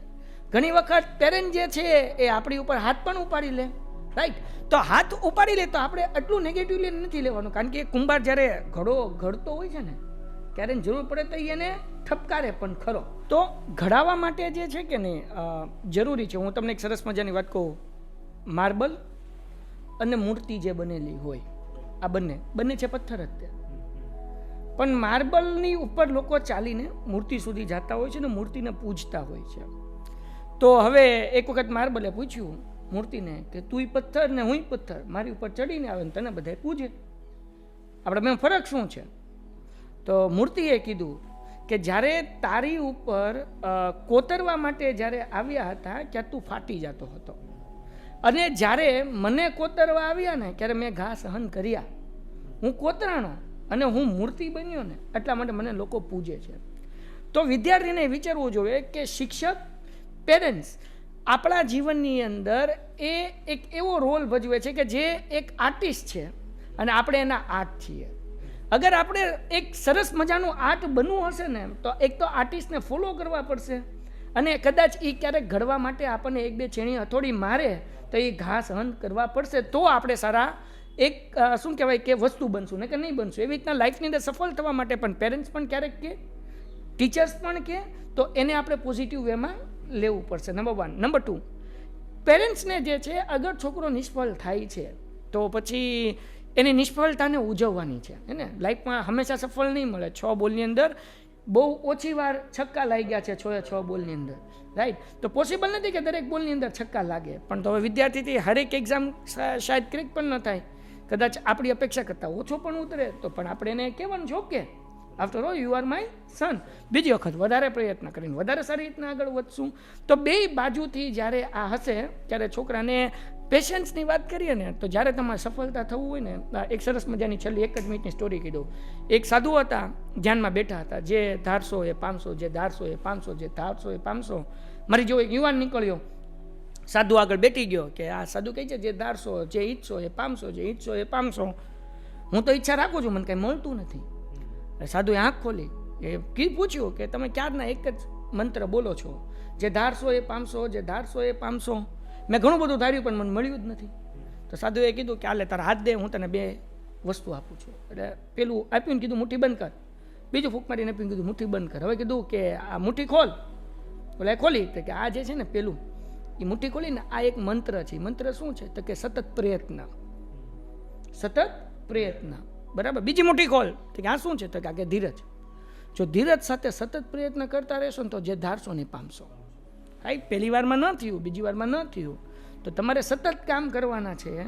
અને પહેલી વખત જે ભૂલ કરી બીજી વખત રિપીટ નથી કરવાની, તો તમે જે ધારશો ને તમે પામશો. સો નિષ્ફળતાને સ્વીકારવાની છે. અગર આપણા માસ્ટર, આપણા ગુરુ, આપણા પેરેન્ટ્સ અગર આપણને ઘડવા માટે ક્યારેક આપણને શું કહેવાય કે ચમત્કાર આપે છે, તો એને પોઝિટિવલી સ્વીકારવાનો છે. બરાબર, એ આપણા માટે છે. તો એ વિચારતા રાખશું તો ન તો સુસાઇડ કરવાનો વિચાર આવશે, અને આપણે એને ઓબે કરશું, ફોલો કરશું, તો આપણે સફળતા પણ પ્રાપ્ત કરશું. ખૂબ સરસ મેઘાણી સર. આપની આ વાતનો એક ઇંગ્લિશમાં એક ખૂબ સરસ કોડ પણ છે જે સાર્થક કરે છે, try again and try until you will get success. અને દરેક વિદ્યાર્થીઓને એક વસ્તુ હંમેશા વિચારવી જોઈએ કે એક પરીક્ષાનું પરિણામ ક્યારેય તમારી કેરિયર ડિસાઇડ નહીં કરી શકે. મારા ફ્રેન્ડ સર્કલમાં, તમારા ફ્રેન્ડ સર્કલમાં પણ એવા અનેકો લોકો, અને તમારા ફેમિલીમાં પણ અનેક લોકો હશે જેનું કદાચ એકેડમિક્સ એટલું સારું નહીં હોય, એકેડમિક્સમાં ફેલ થયા હશે, પણ આસપાસમાં ઘણા લોકો તમને તમારી સામે જવા મળી જશે જે આજે ખૂબ એક સારી પોઝિશન ઉપર સક્સેસ હશે. અને સક્સેસ છે ને હંમેશા કમ્પેરેટિવ પેરામીટર છે. હું મારાથી નીચેવાળાને સાથે કમ્પેર કરીશ તો મને હંમેશા હું સક્સેસફુલ લાગીશ, મારી કરતાં ઉપરના વ્યક્તિ સાથે કમ્પેર કરીશ તો મને હંમેશા હું અનસક્સેસફુલ જ લાગીશ. એટલે સક્સેસ છે ને એ તમારા મગજનો એક ડેસ્ટિનેશન છે, એ જ સક્સેસ છે. બાકી સક્સેસ એ કોઈ એક પર્ટિક્યુલર ડેસ્ટિનેશન નથી, જર્ની છે જે તમારે હર હંમેશ તય કરવાની છે. હવે મેઘાણી સર મેઇનલી જાણીતા છે એક્ઝામ્સ ક્રેક કરવા માટે, અને કહી શકાય કે લાસ્ટ મોમેન્ટ પણ તૈયારી કરાવીને લોકોને પાસ કરાવવા માટે. તો આપણે હવે એજ્યુકેશનવાળા સેક્શનમાં આગળ વધીએ. એમાં એક ક્વેશ્ચન મને ત્યાંથી શરૂઆત થાય છે કે ઘણા બધા વિદ્યાર્થીઓના મગજમાં એક મૂંઝવણ હોય કે રીડિંગ માટેનો બેસ્ટ ટાઈમ કયો? આપણે રીડિંગ માટેનો બેસ્ટ ટાઈમ કયો એના ઉપર ચર્ચા કરીએ, પણ એના રૂટ્સમાં આપણે જઈએ કે ભાઈ ભણવું શું લેવા, મહેનત શું લેવા કરવી. ઓકે, 99% આવી ગયા તો શું લાઈફમાં સક્સેસ થઈ જાય છે એવું જરૂરી છે? નથી જરૂરી. તમે જમણા વાત કરી. તો ભણીએ જ શું લેવા? ભણીએ છીએ એટલા માટે કે તમે અત્યારે જે મહેનત કરો ને, તમારા 10thનું રિઝલ્ટ માટે તમે સવાર 4 વાગે જાગો છો, તમને નથી આવડતું એ પ્રશ્ન તમે સોલ્વ કરવા માટે દાખલો ફરીથી ગણો, સમ ફરીથી કરો છો, લર્ન નથી થતું તો તમે માથાકૂટ કરો છો. તો આ જે પ્રોસેસમાં તમે જે મહેનત કરો છો, મહેનત કરવાથી જે તમે તમારું એક વ્યક્તિત્વ ઘડાય છે ને, આ વ્યક્તિત્વ તમને લાઈફમાં સફળ બનાવશે. તમે 50% હતા, ઓકે, મહેનત કરીને 75 પહોંચી ગયા. તમે 35% હતા, એક સબ્જેક્ટ 2 સબ્જેક્ટમાં દાંડિયા જતા હતા, તમે 60% પહોંચી ગયા. તો તમારો એટીટ્યુડ છે ને એ મહેનત કરવાનો એટીટ્યુડ છે. તો એ મહેનત કરવાનો એટીટ્યુડ બનશે ને તો લાઈફમાં તમે જે કામ કરશો ને એમાં તમે સફળ થશો. હું તમને એક્ઝામ્પલ આપી દઉં ને. આથી 5 વર્ષ પહેલાં લોકોને એમ થતું કે ભાઈ તમે આઈટી કરી લો, આઈટી કરી લો, આઈટી કરી લો, તમે સક્સેસફુલ. તેના માટે શું કરે? બીએસસી કરવાનું હોય ને, શું કરવાનું? એમએસસી. બરાબર, ઓકે, એમસીએ કરી નાખો, એમસીએ કરી નાખો, પછી કોડિંગ શીખી લ્યો, તમે આ લેંગ્વેજ શીખી લ્યો, આ લેંગ્વેજ શીખી લ્યો, લાઈફમાં તમે સક્સેસ થઈ જશો. ઓકે, તમે એ શીખી લીધું. હવે નવી એન્ટ્રી થઈ આવી નહીં, ટાણ. હવે નવી ટેકનોલોજી આવી, નવા રિસોર્સિસ આવ્યા. હજી 5 વર્ષ પછી એઆઈ વધેલું હશે, હજી એનું વધારે યુઝ થશે. ત્યારે કદાચ કોડ લખવાની જરૂર નહીં પડે ભાઈ. હવે કોડિંગ તો તમે શીખ્યા છો, લેંગ્વેજ તો તમે શીખ્યા છો, હવે ડાયરેક્ટ નવી ટેકનોલોજી આવી ગઈ, આખું ચેન્જ જ થઈ ગયું ભાઈ. તો હવે અહીંયા 2 પ્રકારના વ્યક્તિ થઈ જશે. એક એ વ્યક્તિ કે જે એઆઈને અપનાવી લેશે, એડેપ્ટ કરશે અને એનું કેરિયર બનાવી નાખશે અને કેરિયર મૂકી દેશે. ઓકે, કયા લોકો એડેપ્ટ કરીને આગળ વધશે? જે લોકોએ સ્ટુડન્ટ લાઈફની અંદર મથામણ કરી છે ભણવા માટે, સમનો આન્સર નહોતો આવડતો તો એ માથાકૂટ કરતો હતો, યાદ નહોતું થતું તો એ બેઠતો હતો. ટૂંકમાં એ મથામણ કરવાનો એટીટ્યુડ જેનો ઘડાઈ ગયો છે, જેની મહેનત કરવાનો એટીટ્યુડ ઘડાઈ ગયો છે, જેનું વ્યક્તિત્વ એ બની ગયું છે ને, એ વ્યક્તિ આને એડપ્ટ કરી લેશે અને આગળ નીકળી જશે. ટાઈપ રાઇટર હતા અને કોમ્પ્યુટર આવ્યા તો કોમ્પ્યુટરે ઘણા બધાની જોબ લઈ બી લીધી અને ઘણા બધાને જોબ આપી પણ દીધી. હવે ઘણા બધા ટાઈપરાઇટર ઉપર કામ કરતા હતા, એ કોમ્પ્યુટર ઉપર શિફ્ટ થઈ ગયા. એ જ વિદ્યાર્થી હશે, તમે રિસર્ચ કરવું તો કરી લેજો, કે જે એના સ્કૂલિંગ લાઈફની અંદર મહેનતુ સ્વભાવ હશે. અને ઘણા બધા એ કેરિયર મૂકી દીધું, તો એ મૂકી દીધું હશે કે જે વિદ્યાર્થી જીવનની અંદર એટલી મહેનત કરી નહીં હોય. સો તમે 99 વિદ્યાર્થી પહોંચી ગયો તો મતલબ એવો નથી લાઈફમાં સક્સેસ થશે. અગર 50% વાળો 90% પહોંચે છે તો એ મહેનત કરવાથી જેનું વ્યક્તિત્વ ઘડાનું છે એ લાઈફમાં એને સફળ બનાવશે. પછી કોઈ પણ કામ કરે. આજે એક નાસ્તાની લારી પણ એ બનાવે છે. હું કેટલા એવા ઓળખું છું કે નાસ્તાની લારી, બરાબર, અને એ આટલી મજાની સેન્ડવિચ બનાવતો હોય કે ભાઈ એની ત્યાં લાઈન લાગી હોય, હે ને, એ પોતે એન્જિનિયરિંગ કરેલો હોય પણ એને ખબર છે કે હું આવી રીતના બિઝનેસ કરીશ ને, એમાં આ વસ્તુ એડ કરીશ ને તો મારો ધંધો હાલશે. અને એ રોજના 4,000 રૂપિયા 5,000 કમાઈ લેતો છે. એનું કાઉન્ટર હોય છે 10,000 15,000 રાઈટ. હવે કોઈ આઈટીની અંદર કામ કરતો હોય ને એનું સેલેરી હશે 50,000 60,000 70,000. કોઈક મારી જો શિક્ષક હશે એનું 50,000 60,000 70,000. અગર સાયન્સ ભણાવતો હશે તો 90,000 લાખ રૂપિયા પેકેજ હશે. આ 2-3 લાખ રૂપિયા કમાતો હશે. ઓકે, કેમ તો કે આનો સ્વભાવ મહેનતુ છે. વિદ્યાર્થી જીવનની અંદર આ એક ડેફિનેટલી એવું કંઈ કામ કર્યું હશે કે જે મહેનત જે છે ને એ ક્યારે બિઝનેસને નેક્સ્ટ લેવલ સુધી પહોંચાડે છે. તો ભણવાનું છે એટલા માટે કે આ મારું વ્યક્તિત્વ જે બનશે ને એ એટીટ્યુડ જે બનશે ને એ લાઈફમાં કામ આવશે. રાઈટ. તો હવે હું 10મા ધોરણમાં છું, હવે હું 12મા ધોરણનું છું, તો મારે એ વ્યક્તિત્વ ઘડવા માટે શું કરવાનું છે? મારી જે ક્ષમતા છે કે નહીં એ ક્ષમતા કરતાં વધારે પર્સન્ટેજ લાવવાના છે. એટલીસ્ટ 20%. એટલીસ્ટ 30 આવે છે, હું 2-3માં દાંડિયા કાઢું છું, 50 લાવવાના છે. 50 આવે છે 70 લાવવાનું છે, 70 આવે છે 90 લાવવાનું છે, 90 આવે 99.99 ટ્રાય કરવાનું છે. કેમ તો કે આ જે કામ કરવામાં મારું વ્યક્તિત્વ બનશે ને એ મને સફળ બનાવશે, મારું રિઝલ્ટ મને નહીં બનાવે. રાઈટ. હવે મને આ કરવું છે મારું વ્યક્તિત્વ બનાવવા માટે, તો હવે મારે ક્યારે વાંચવું? તો તમારો જે સવાલ હતો એ, તો ભાઈ ઘણા બધા વિદ્યાર્થીને સવારે વહેલા વાંચવું ગમે, ઘણા બધાને રાત્રે વાંચવું વધારે ગમે. પણ પ્રિફરેબલ એવું છે કે મોર્નિંગની અંદર વહેલા જાગીને કામ કરો, કારણ કે રાત ઉપરવાળાએ સુવા માટે બનાવી છે. તમને રાત્રે, હું તમને એક્ઝામ્પલ આપું, એક દિવસ રાત્રે તમે 10 વાગ્યાથી લઈને સવાર 4 વાગ્યા સુધી તમે જોઈ લો અને પછી જાગશો ને તમે ફ્રેશ ફીલ કરશો. અને બીજું એ છે કે રાત્રે તમે 3 વાગે સુવો ને પછી તમે લેટ જાગો ને તોય તમને એટલું ફ્રેશ ફીલ નહીં થાય, કારણ કે આપણું માઇન્ડ ઉપરવાળા એવી રીતે બનાવ્યું છે કે આપણે રાત્રે સુવાથી આપણી અંદર એ એનર્જી આવતી હોય છે, હે ને. તો પણ ફાવતું હોય ઘણા બધાને, તો ઓકે વાંચે રાત્રે કંઈ મુશ્કેલ નથી, પણ વધારે પ્રિફરેબલ એ છે કે સવારે તમે મોર્નિંગમાં જાગીને વાંચ્યો.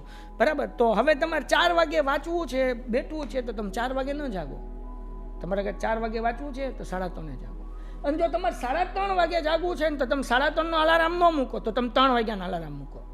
2:55, 3, 3:05, 3:10, 3:15, 3:20, 3:25 આખું ઘર જાગી જાય. તમે નહીં જાગો ને તો તમને આમ ગોળડું ખાઈને આમ તમે બ્લેન્કેટ ઓઢીને ઉતારે આમ ખેઈને જગાડે. ઊભી ન થાય ને કે અમને બધાને સુવા નથી દેતા તારા અલાર્મ. રાઈટ. પછી તમારે ઊભું થવું જ પડશે એમ. તો આ બધી ટેકનિક એવી છે કે જેના કારણે તમે જાગી જશો. કે હવે પહેલી વખત જાગશો ડેફિનેટલી 110 ટાઈમ્સ હું તમને કહી દઉં કે તમે ફ્રેશ 110% તમે ફ્રેશ નહીં હો. રાઈટ. તો હવે તમારે શું કરવાનું છે? પહેલો દિવસ જ્યારે તમે ઊભા થાવ ને તો પહેલાં વાંચવાનું શરૂ નથી કરવાનું. અગર તમારી આદત છે તેને ઇટ્સ ઓકે, અગર આદત નથી તો પહેલાં કામ શું કરવાનું છે કે તમે લોકો ઊભા થઈને ફ્રેશ થવા માટે વોશરૂમમાં જઈને તરત પહેલાં તમે નાહી લો. પહેલું કામ નાહવાનું કરો. બીજું તમે નાસ્તો કરો. સવારના નાસ્તો કરવાથી, સવારે જમવાથી ઊંઘ ઉડે અને રાત્રે જમવાથી ઊંઘ આવે. અગર તમે રાત્રે વાંચવાનું પ્લાનિંગ કરી રહ્યા છો ને તમે એવું નક્કી કર્યું કે આજે હું 1-2 વાગ્યા સુધી વાંચવાની છું અથવા વાંચવાનો છું, તો રાત્રે પેટ ભરીને ન જમો. કારણ કે જો તમે પેટ ભરીને જમો તો રાત્રે તમને ઝોલા આવવાના જ છે. સવારે પેટ ભરીને જમો, કારણ કે સવારે પેટ ભરીને તમે નાસ્તો કર્યો તો એ તમને ફ્રેશ કરશે ને. પછી તમે એને વાંચવા બેઠો તો ધીમે ધીમે એ તમારી હેબિટ થઈ જશે, તો એ તમને બહુ યુઝફુલ થાય. રાઈટ. હવે એક છેલ્લો હારવાર આન્સર આપી દો. કયો સબ્જેક્ટ પહેલાં વાંચવો મોર્નિંગની અંદર? અગર મોર્નિંગમાં તમે જાગો છો ને તો થિયરિકલ સબ્જેક્ટ વધારે વાંચો. SS હોય, સાયન્સ હોય, 11th અંદર 12th અંદર અગર આપણે વાત કરીએ તો આર્ટ્સવાળાને અર્થશાસ્ત્ર આવે છે, મનો આવે છે, તત્વો આવે છે. કોમર્સવાળાને ઇકોનોમિક્સ, અર્થશાસ્ત્ર અગેન આવે છે, ઓસી આવે છે. સાયન્સવાળાની વાત કરીએ તો ફિઝિક્સ, કેમિસ્ટ્રી આવે છે. રાઈટ. તો એ બધું જે થોડુંક અઘરું છે ને એ સબ્જેક્ટ પહેલાં પકડો, કારણ કે તમારું માઇન્ડ ફ્રેશ છે, કે જેથી કરીને તમે ઓછા સમયની અંદર સારું કામ કરીને તમે વધારે એને લર્ન કરી શકો. રાઈટ. તો અગર આ વાતને સમરાઇઝ કરીએ, તમારું રાતવાનું અગર તમે આદત છે જાગો, પણ તો પેટ ભરીને ન જમો. સવારે જાગો છો તો તમે અલાર્મ 4 વાગે વાંચવું છે તો તમે મૂકો 3 વાગ્યાનો અલાર્મ, 3:30 વાગે જાગી જાઓ. હર 5-5 મિનિટ અલાર્મ હોવું જોઈએ. ફ્રેશ થવાનું છે, નાવાનું છે, મસ્ત મજાનો નાસ્તો કરવાનો છે, પછી વાંચવા બેઠવાનું છે. અને વાંચવા બેઠો ત્યારે કયો સબ્જેક્ટ સિલેક્ટ કરો? તો એવા સબ્જેક્ટ સિલેક્ટ કરો જે તમને હાર્ડ લાગતા હોય, કે જેથી કરીને તમે સરસ મજાનું કામ કરી લો. અને એ હાર્ડ સબ્જેક્ટ થઈ જશે, આત્મવિશ્વાસ વધી જશે. આજે 1 ચેપ્ટર થઈ ગયું, 2 ચેપ્ટર થઈ ગયું, પછી આખા દિવસમાં ફ્લોમાં બહુ સારું કામ થશે. સો આ કામ કરવું જોઈએ. હવે ઘણા વિદ્યાર્થીઓને એવું હોય કે હું દિવસમાં કેટલા કલાક વાંચું? 8 કલાક વાંચું, 10 કલાક વાંચું. ઘણા વિદ્યાર્થીઓ કહેતા હોય હું તો 16 કલાક વાંચું તો પણ રિઝલ્ટ નથી મળતું. તો જે કેટલી કલાક વાંચવું છે એ ક્વોન્ટિટી ઇમ્પોર્ટન્ટ છે કે કેટલું વાંચવું છે એ ક્વોલિટી ઇમ્પોર્ટન્ટ છે? ઓકે, હવે આમાં શું છે, યસ ડેફિનેટલી 100% કે તમારી ક્વોલિટી ઇઝ મેટર, એક મેટર કરશે, 110% મેટર કરશે. પણ હવે જ્યારે એક્ઝામના છેલ્લા દિવસો, એક મહિનાની વાર હોય, ત્યારે એટલીસ્ટ સેલ્ફ સ્ટડી માટે 6 થી 8 કલાકનો સમય ફાળવવો જોઈએ. સેલ્ફ સ્ટડી કોને કહેવાય? હું પોતે બુક લઈને લર્ન કરું છું. હું ફેરબુક કમ્પ્લીટ નથી કરતો, હું સ્કૂલ નથી જતો, હું ટ્યુશન નથી જતો, હું પોતાના સેલ્ફ સ્ટડી માટે 6 કલાકની વાત કરું છું. અગર તમે સ્કૂલ જાઓ છો, અગર તમે ટ્યુશન જાઓ છો, એ ઉપરાંત તમારે ટાઈમ મેનેજ કરવાનો છે. ઓકે, એટલીસ્ટ 6 કલાક. તો સાહેબ અમે તો સવારે સ્કૂલ જઈએ, બપોર ટ્યુશન જઈએ, કેવી રીતના મેનેજ કરીએ? થઈ જાય, કેમ ન થાય? સવાર 4 વાગે તમે જાગો, 3:30 જઈ ગયા હોય, 4 વાગે બેઠો, 7 વાગ્યા સુધી 3 કલાક તમને મળે, પછી તમે સ્કૂલ જાઓ, ઘરે આવો, રેસ્ટ કરો, કદાચ 4 થી 6 ટ્યુશન જતા હો તો પછી તમે 6 વાગે આવી ગયા, પછી પાછળ 3 કલાક તમને મળે, તોય તમે રાત્રે 9-10 વાગે સૂઈ જાઓ. અગર તમારું ટ્યુશન 6 થી 8નું છે કે 6:30 થી 8નું છે, તો તમને આજે સ્કૂલેથી તમે 1 વાગે આવ્યા અને પછી જે છે 6 વાગે તમે ટ્યુશન જાઓ છો, તો વચ્ચે 1-1.5 કલાકનું ખાવું પીવું અને રેસ્ટ, પછી 3 કલાક તમને આરામથી તમે મેનેજ કરી શકો. તો અગર જો તમારે મેનેજ કરવું છે ને તો તમે ટાઈમ મેનેજ કરી લેશો, પણ તમારે નથી કરવું તો તમે બહાના કાઢશો કે ભાઈ મને આ પ્રોબ્લેમ છે, મારે સ્કૂલ જવાનું હોય, મારે ટ્યુશન જવાનું હોય, મારે આમ હોય. ઓકે, જે માણસને કરવું છે એ માણસ ગમે ત્યાંથી કરી લેશે, જે નથી કરવું એ 100% 50 બહાના કાઢશે. તો તમારે મેનેજ કરવાનું છે કે 6 કલાક કેવી રીતના મેનેજ કરો. ઓકે, હવે આ 6 કલાક બેઠો છો ને, તો એ 6 કલાક મને આજે સાયન્સ લેવાનું મન થયું તો હું સાયન્સ નો લઈ લઉં, આજે એસએસનું મન થયું તો એસએસ નહીં. છેલ્લા 30 દિવસ બોર્ડની એક્ઝામને બાકી છે, તો તમે એને ડિવાઈડ કરો, 10th સ્ટાન્ડર્ડમાં છો, ડિવાઈડ બાય 6, કારણ કે 6 સબ્જેક્ટ છે, તો એક સબ્જેક્ટને તમે 5 દિવસ આપો. હવે એનું પ્લાનિંગ કરો કે 5 દિવસમાં આ સબ્જેક્ટ હું કેમ કમ્પ્લીટ કરીશ. હવે તમને ખબર છે કે 6 સબ્જેક્ટમાં તમને એસએસ અઘરું લાગે છે, સાયન્સ અઘરું લાગે છે, મેથ્સ અઘરું લાગે છે, તો એ બધાને 6 દિવસ આપી દો, બરાબર. તમને હિન્દી, ગુજરાતી, સંસ્કૃત, ઇંગ્લિશ, આ 4માંથી 3 સબ્જેક્ટ હોય છે, હિન્દી સંસ્કૃતના ઓપ્શન હોય છે, તો હવે આ 3 સબ્જેક્ટને 4 દિવસ આપો. તો હવે પ્લાનિંગ કરો કે એક દિવસની 6 કલાક, 6 દિવસની 36 કલાક, 36 કલાકમાં હું સિલેબસ કેવી રીતના કમ્પ્લીટ કરી શકું, રાઈટ. મારે શું કરવું જોઈએ એનું પ્લાનિંગ કરો. તો પહેલા દિવસે સવારે હું આ કરીશ, બીજા દિવસે આ કરીશ, ટાર્ગેટ પૂરો કરવાનો. 6 કલાકની અંદર એ પૂરું થાય ને પછી 7 કલાક થઈ તો વાંધો નહીં, પણ ટાર્ગેટ પૂરો કરીને સુવાનું, એ પહેલાં સુવાનું નહીં. તો આવી રીતના કામ કરશો ને, અને 5મા દિવસે અથવા તો 6ઠા દિવસે તમે એ સબ્જેક્ટનું પેપર લખી નાખો અને 3 કલાકમાં એ પેપર પૂરું કરો, તમારો કોન્ફિડન્સ વધી જશે, તમારો સિલેબસ પૂરો થઈ જશે. અને આ 30 દિવસની અંદર તમારા ભલે 9મા શિકમાં ગમે રિઝલ્ટ આવ્યું, 6મા શિકમાં ગમે રિઝલ્ટ આવ્યું, તમે ડેફિનેટલી 110%ની ગેરંટી સાથે કહું, 80 માર્ક્સના પેપરમાંથી એટલીસ્ટ 80% ઉપર માર્ક્સ આવશે, એટલે 64 ઉપર માર્ક્સ તમારા આવી જશે. અગર 30 દિવસ પણ અગર જો એ 12th સ્ટાન્ડર્ડમાં છે તો 80% ઉપર, એટલે કે 80 ઉપર માર્ક્સ આવી જશે. હવે મેઘાણી સર, ઘણીવાર અમે લોકો બી જ્યારે સ્ટુડન્ટ લાઈફમાં હતા ત્યારે ઘણીવાર એવું થતું કે ઇન્ડિવિજ્યુઅલ વાંચું કે ગ્રુપમાં, કેમ કે અમુક સબ્જેક્ટ્સ એવા હોય કે જ્યાં કદાચ બની શકે કે મારો ફ્રેન્ડ મને વાતોચીતથી ક્વેશ્ચન આન્સર કરે તો મારે ફટાફટ રિવિઝન થઈ જાય. પણ ઘણીવાર એવું બી થતું કે અમે મળતા તો ટાઈમ પાસ બહુ થતો, મજાક મસ્તી બહુ થતી. તો કયા વિષયોને વિદ્યાર્થીઓને સેલ્ફ સ્ટડી કરવા જોઈએ અને કયા સબ્જેક્ટ્સને વિદ્યાર્થીઓને ગ્રુપ સ્ટડી કરવું જોઈએ, અથવા કોઈ બી એક કરવું જોઈએ? મારું માનવું એવું છે કે જેટલા થિયરિકલ સબ્જેક્ટ છે કે નહીં એ સેલ્ફ સ્ટડી કરવા જોઈએ, અને જેટલા મેથ્સ છે, અકાઉન્ટ છે, સ્ટેટ છે, કદાચ એ ફ્રેન્ડ સાથે કરે તો ચાલે. પણ હું જેની પાસે ભણવા જાઉં છું એ એક જ વ્યક્તિ હોવો જોઈએ, ગ્રુપ ન હોવો જોઈએ, રાઈટ. અને એની પાસે મારે જવાનું છે, એ ફ્રેન્ડ્સ આગળ જવાનું છે કે જે મારા કરતાં હોશિયાર છે, એને પછી મારી કરતાં શું કહેવાય કે થોડો ડલ હોય તો ઓકે ફાઇન, પણ બેની માનસિકતા ચેન્જ થવી જોઈએ, બેનો ટાર્ગેટ હોવો જોઈએ કે આપણે આટલું કમ્પ્લીટ કરવાનું છે, સિન્સિયર હોવો જોઈએ. નબળો હોય તો ચાલે પણ સિન્સિયર હોવો જોઈએ. હું જ્યારે 10મા ધોરણમાં હતો ને ત્યારે અમારા ક્લાસમાં અમારા 5 ફ્રેન્ડનું એક ગ્રુપ હતું, પણ 4 ફ્રેન્ડ ભેગા થતા, ભાઈ ન જતા. ભાઈ એકવાર ગયા, મમ્મીએ મસ્ત મજાનો ચેવડો અને થેપલા નાખી, રાત વાંચવાનું છે મારો છોકરો. અમે તો બધા 10 વાગે હા બાપુ નાસ્તો કાઢીને ભેગા થયા. હજી તો પેલો ક્વેશ્ચન સાયન્સનો શરૂ કર્યો કે ઓલે થેપલા ખાઈ દે, પકોડા ખાઈ દે.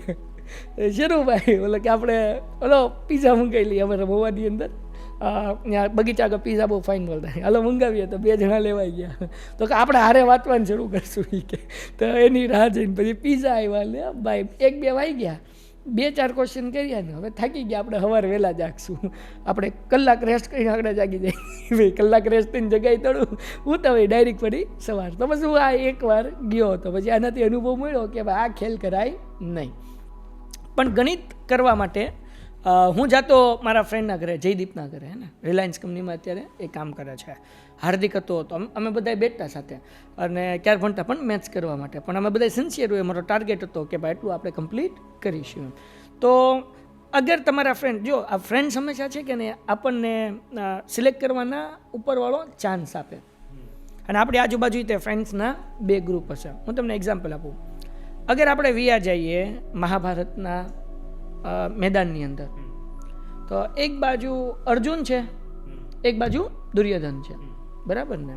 ઓકે, તો હવે 2 આગળ ઓપ્શન હતો કે શ્રી કૃષ્ણ પાસે જાય, બરાબર ને? અને બેને સિલેક્ટ પણ કરવાનું હતું કે ભાઈ અર્જુનને જોતું હતું કે મારું શ્રી કૃષ્ણ જે છે એ મારી તરફ હોવા જોઈએ. તો બંને જાય છે શ્રી કૃષ્ણ તરફ, બરાબર? શ્રી કૃષ્ણ આગળ પ્રસ્તાવ લઈને કે ભાઈ તમે મારી સાથે જોડાઓ. તો હવે અર્જુન જે છે ને એ શ્રી કૃષ્ણના ચરણ આગળ બેઠે છે, બરાબર? પણ દુર્યોધન જે હોય છે ને એ એના માથા આગળ બેઠે છે, રાઈટ? તો હવે દુર્યોધનને મગજમાં એ જ હતું કે ભાઈ મને જે છે કે નહીં શ્રી કૃષ્ણનું આવે તો હાલશે, પણ એનું સૈન્ય મને મળી જાય. એ સૈનિકો એટલા બધા છે ને, શ્રી કૃષ્ણનું જો શ્રી કૃષ્ણ ભલે ન આવે પણ એનું સૈન્ય આપણી પાસે આવી જાય ને આપણે જીતી જાવ. અર્જુને એવું કીધું કે ભાઈ સૈન્ય નહીં, મને જોવે શ્રી કૃષ્ણ. જો એ મારી આગળ આવી જાય ને પછી ભલે સૈન્ય ઓછું હોય પણ જીતી હું જઈશ. બેની માનસિકતા અલગ અલગ હતી. એટલે અર્જુને શ્રી કૃષ્ણને સિલેક્ટ કર્યા અને દુર્યોધને શ્રી કૃષ્ણના સૈન્યને સિલેક્ટ કર્યું. તો તમારે એ જ જોવાનું છે કે તમારો એક ક્વોલિટી ફ્રેન્ડ તમારે જોવે છે કે એક ફ્રેન્ડનું ધૂણ જોવે છે. અગર એક ક્વોલિટી ફ્રેન્ડ તમારી આગળ હશે ને તો એ તમને જ્યાં જ્યાં તમે અટકતા હશો ત્યાં તમને હેલ્પ કરશે ને તમારો બોર્ડનું રિઝલ્ટ બહુ સારું આવશે. પણ એક મિત્ર વર્તુળ છે, જ્યાં વર્તુળ હોય ને ત્યાં લોચા હોય, સમજાણું કે નહીં? જો એ વર્તુળ હશે તો ગ્રુપ સ્ટડી તમને બહુ મોંઘું પડશે. એ રિઝલ્ટ સારું આવવાના બદલે આપણું પોસિબલ છે કે 9મા શિક્ષકની પરીક્ષા કરતાં આપણું રિઝલ્ટ ઓછું આવે બોર્ડની એક્ઝામમાં. તો એક મિત્ર ગોતો પણ એ કૃષ્ણ સમાન હોય. ઘણા બધા વિદ્યાર્થી ગોતવા કરતા, અને એની આગળ થિયરિકલ સબ્જેક્ટ હોય ત્યારે પોતાની જાતે સ્ટડી કરો, અને જ્યારે મેથ્સ ને એવું હોય ત્યારે એમની હેલ્પ લ્યો તો તમારું રિઝલ્ટ સારું આવશે. સો વિદ્યાર્થી મિત્રો, દરેકની લાઈફમાં જેમ મેઘાણી સરે એક્ઝામ્પલ કીધું હશે, મારી લાઈફમાં તો સેમ આવું એક્ઝામ્પલ હતું. તમે ઘણીવાર મિત્રો ભેગા થતા પણ વાંચતા બહુ ઓછું અને મજાક મસ્તી જાજી કરતા. સો આજના વિદ્યાર્થીઓને પણ આ વસ્તુ ખાસ ધ્યાન રાખવાની છે કે જ્યારે પણ આપ મિત્ર સાથે વાંચવાનો અથવા સ્ટડી કરવાનો પ્લાન કરો છો ત્યારે પ્રોપર પ્લાનિંગ, એક્ઝિક્યુશન અને કંટ્રોલ્ડ વેમાં કરવું જોઈએ. અધરવાઇઝ એકલા જ વાંચો એ તમારા માટે બેસ્ટ છે. હવે જ્યારે એક્ઝામ નજીક આવે ત્યારે મોસ્ટલી વિન્ટર ટાઈમ હોય અથવા સિઝન ચેન્જનો સમય, મોસ્ટલી એક્ઝામ માર્ચ એપ્રિલના સમયમાં જે સિઝન ચેન્જનો ટાઈમ છે, અને આ સમયે જ વિદ્યાર્થીઓ બીમાર પડતા હોય અથવા રાતભર જાગે, જે અનપ્લાન્ડ તૈયારીઓ કરતા હોય વિદ્યાર્થીઓ રાતભર જાગે છે, બીજા દિવસે હેલ્થ ઇસ્યુઝ થતા હોય. તો હેલ્થનું કેટલું ઇમ્પોર્ટન્ટ છે એક્ઝામ સમયમાં? એક્ઝામ સમયે હેલ્થ ઇસ્યુ આવે ને એના 2 મેઇન રીઝન છે. એક તો ચિંતા, રાઈટ? ચિંતાના કારણે તે છોકરાઓ જે છે ને એને હેલ્થ ઇસ્યુ આવતા હોય. દાખલા તરીકે વોમિટિંગ થવા મળે, કારણ કે જ્યારે આપણને બહુ ચિંતા વધી જાય, ટેન્શન વધી જાય એટલે પેટના પ્રોબ્લેમ થવાના શરૂ થઈ જાય. પેટમાં દુખાવો થાય, વોમિટિંગ થાય, આ બધા પ્રોબ્લેમ જે છે એ થઈ જાય કારણ કે આપણે ખોટી ચિંતા કરતા હોઈએ છીએ. ઓકે, ચિંતા કેમ થતી હોય છે? વિદ્યાર્થીને એક એવો ડર સતાવતો હોય છે કે ભાઈ હું એક્ઝામ હોલમાં ગયો અને મને ન આવડ્યું તો, હું ભૂલી જઈશ તો, મેં કર્યું એ નહીં પૂછાય તો આ 3 સવાલ થયા. હું ભૂલી જઈશ તો, મને નહીં આવડે તો, અને મેં કર્યું એ નહીં પૂછાય તો. ઓકે, તો પહેલા સવાલથી શરૂઆત કરી કે શું કરવું.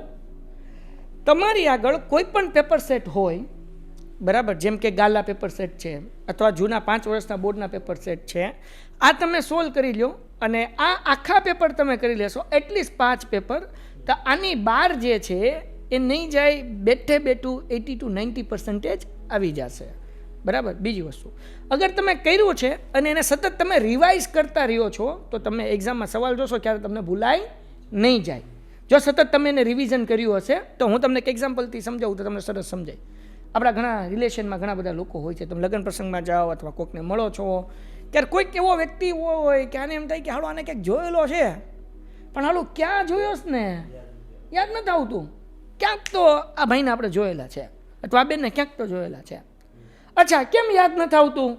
કારણ કે એને તમે બહુ સમય પહેલાં એકવાર જોયેલા છે.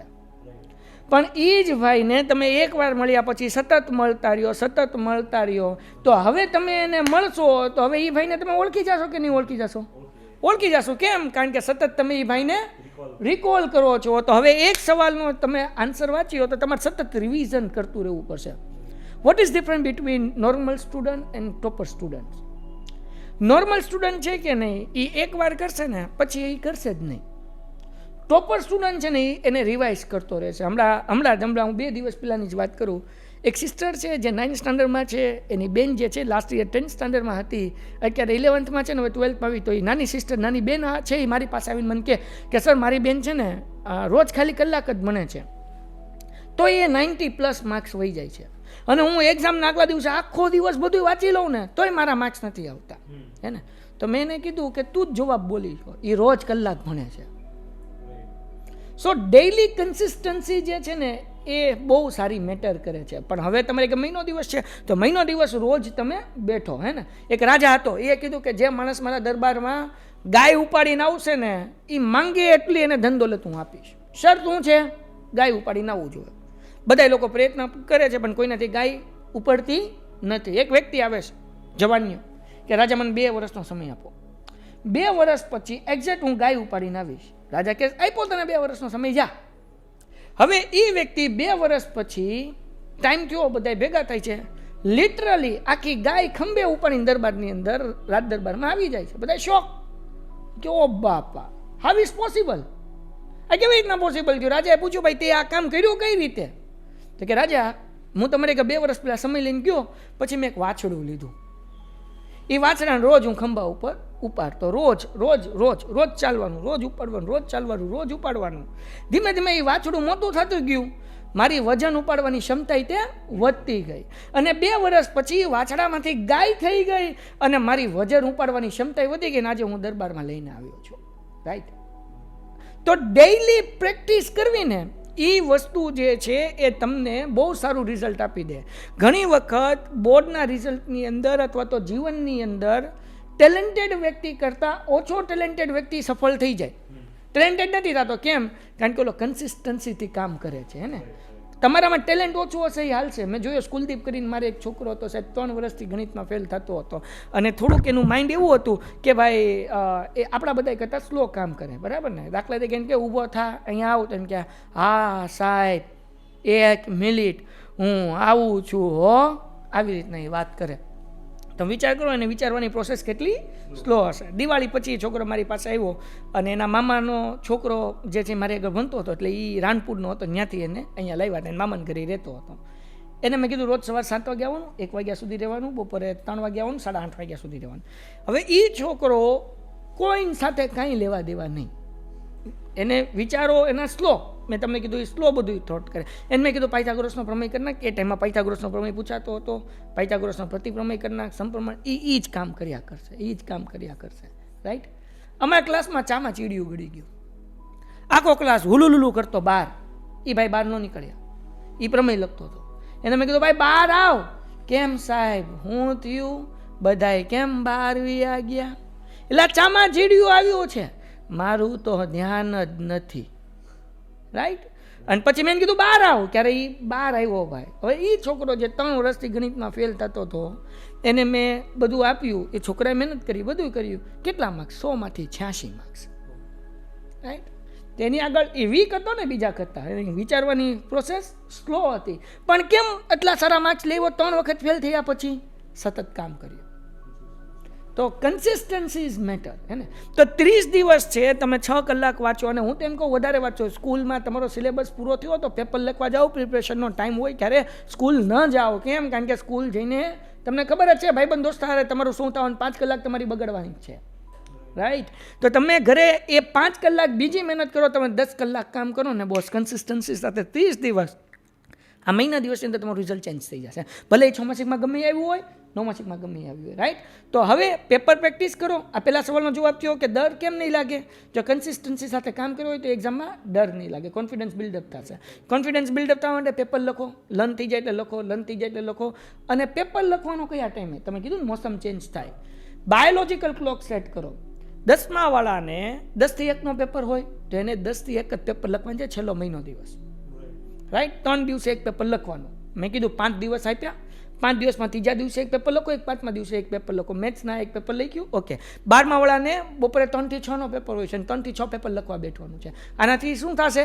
બાયોલોજિકલ ક્લોક જે છે ને એની સેટ થશે, પછી એની આદતમાં આવી ગયું છે, પછી એના માટે કાંઈ નવું નથી. બધાએ પેપર એટલા લખ્યા છે, પ્રેક્ટિસ કરી હશે ને પછી પેપર સામે આવશે ને એટલે આપોઆપ કોન્ફિડન્સ આવી જશે અને બીક લાગશે નહીં, એટલે એન્ઝાયટી એની દૂર થઈ જશે, એટલે હેલ્થ ઇસ્યુ પેલો પ્રોબ્લેમ ત્યાં સોલ્વ થઈ ગયો.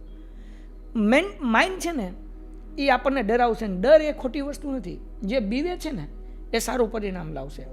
બહુ બીવાન નથી પણ બીવાન છે. ઘણા લોકો તેમ કે હજી મહિનો દી હોય, હજી મહિનો દી બાકી, હજી 15 દી બાકી, હજી 8 દી બાકી. એકચ્યુઅલી એને 1 વર્ષ ને 1 મહિનો બાકી, કારણ કે એ ફેલ થાય. સમજાણું કે એટલે જેને બીક નથી લાગતી ને એને બીવાની જરૂર છે, અને જે બહુ બીવે છે એને બહુ ચિંતા કરવાની જરૂર નથી. ચિંતા સ્વાભાવિક વસ્તુ છે, થાય, અને થાય છે મતલબ એવો કે તમે મહેનત કરશો એટલે રિઝલ્ટ આવશે. લાસ્ટ પોઈન્ટ, તમે પેપર લખવા બેઠશો ને અને એકાદો સવાલ એવો હામો ભટકાઈ ગયો ને કે આ નથી આવડતો, ચિંતા નહીં કરવાની, જગ્યા મૂકી દો, આવડે એ લખી નાખો. અને પછી છેલ્લે તમે પેન ઉપાડીને લખવાનું શરૂ કરો. બિલીવ મી, તમે પેપર લખતા મને યાદ કરશો. સવાલનો જવાબ લખવા માટે પેન હકાડી જવાબ યાદ આવતો જશે, લખાઈ જશે, 100% લખાઈ જશે. Very good message sir. એક્ઝામની જ વાત કરતાં મારો છેલ્લા 2 પ્રશ્ન છે જે મારી પણ મૂંઝવણ રહેતી જ્યારે હું વિદ્યાર્થી હતો ત્યારે, કે એક તો એક્ઝામનું પેપર છે એ દિવસે અથવા જે છેલ્લું પેપર પત્યું એ પછી આજનું પેપર છે એ વચ્ચેનો સમય, ત્યારે કેવી રીતે વાંચન કરવું જોઈએ, અને બીજું કે એક્ઝામનું પેપર આવ્યું તો મારે કેવું પ્લાનિંગ કરવું જોઈએ જેથી હું ઓપ્ટિમલી સમયનો યુઝ કરી શકું અને મારું જે બેસ્ટ પરફોર્મન્સ છે અથવા કહી શકાય ક્રિકેટની ભાષામાં મારા બેસ્ટ શોટ્સ છે એ હું પહેલાં રમી શકું. તો આ પ્લાનિંગ કેવી રીતે કરવું જોઈએ વિદ્યાર્થી માટે? એ પ્લાનિંગ છે ને અત્યારથી આપણે જ્યારે ભણતા ને ત્યારે શું હતું ખબર, કે 25માના પ્રશ્નના અથવા 25મો પ્રશ્ન આવતો, આવું આવતું. હવે જનરલ ઓપ્શન આવી ગયા. આ લોકો જેટલા હવે એક્ઝામ દે છે બોર્ડના, એ 10મા વાળા હોય કે 12મા વાળા હોય, એ બધાને મજો જ છે ભાઈ. અને હું તો મારી ભાષામાં કહું તો જગમગો છે. કેમ? એને વિભાગ બી ની અંદર 13 ક્વેશ્ચન આપ્યા હોય, ગમે આવડતા હોય 9 લખવાના, સમજાઈ ગયું. પછી સેક્શન સી ની અંદર એને 9 ક્વેશ્ચન આપ્યા છે, ગમે આવડતા હોય 6 લખે. સેક્શન ડી ની અંદર 8 આપ્યા છે તો 5 લખવાના છે. એવી રીતના જનરલ ઓપ્શન 12મા 3 વાળા છે. હવે પેપર સ્ટાઇલની અંદર તે ગવર્મેન્ટ આપણને બ્લુ પ્રિન્ટ આપી દે કે સેક્શન બી ની વાત કરીએ તો 25મો પ્રશ્ન મેથ્સની અંદર ને 26મો પ્રશ્ન સેકન્ડ ચેપ્ટરનો હશે બેઝિક મેથ્સ વાળાને, 27મો પ્રશ્ન ચોથા ચેપ્ટરનો હશે, 28 અને 29મો પ્રશ્ન 5મા ચેપ્ટરનો હશે.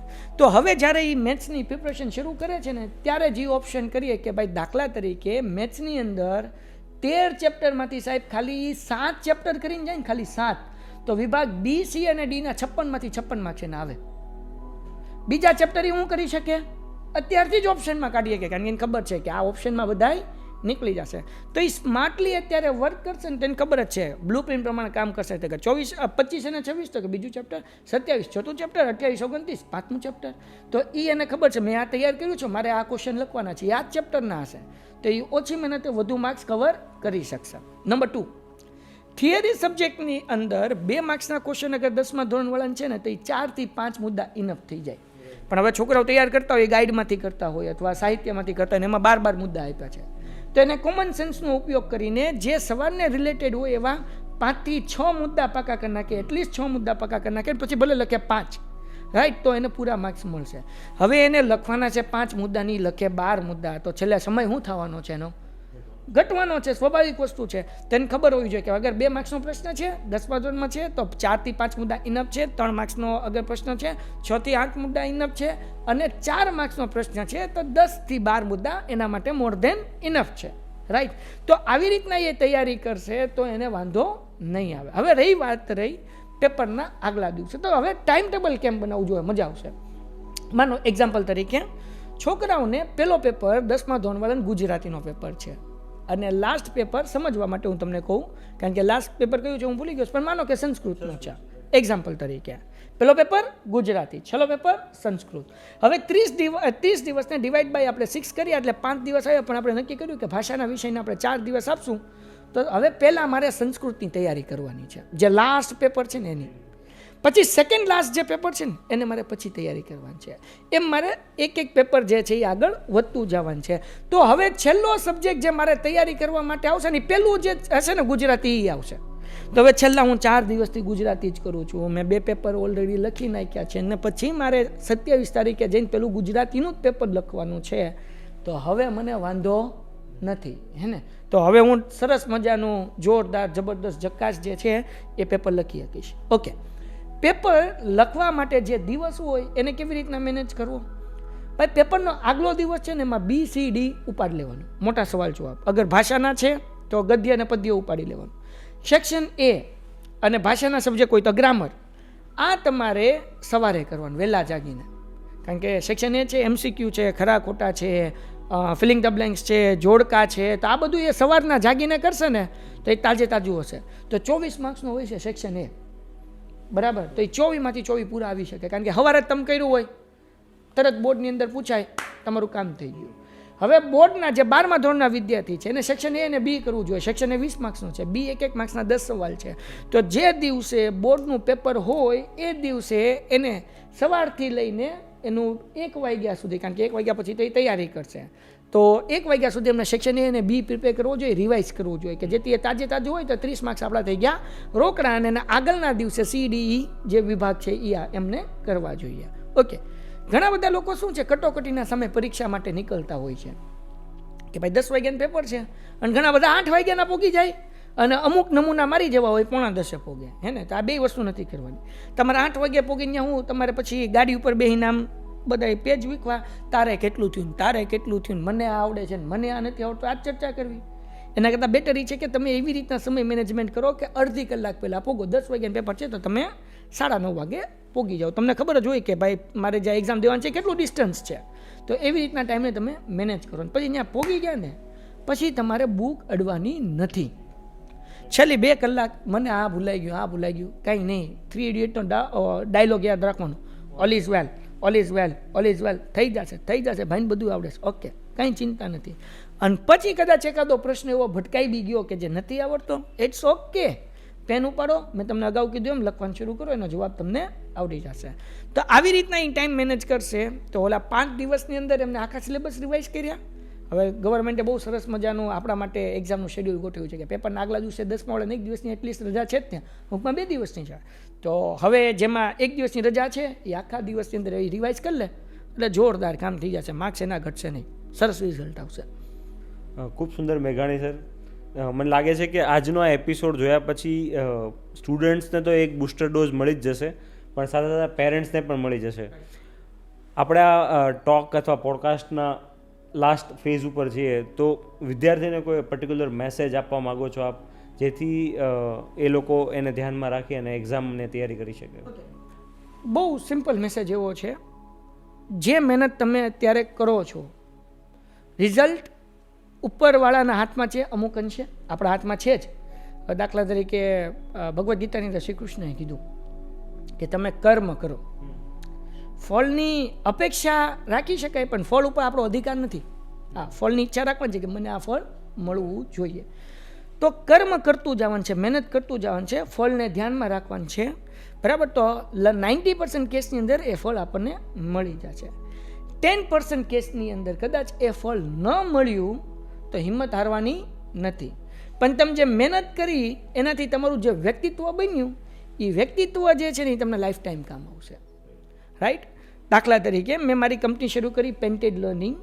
તો હું એક ક્લાસ ટીચર હતો જે મેથ્સ ભણાવતો હતો.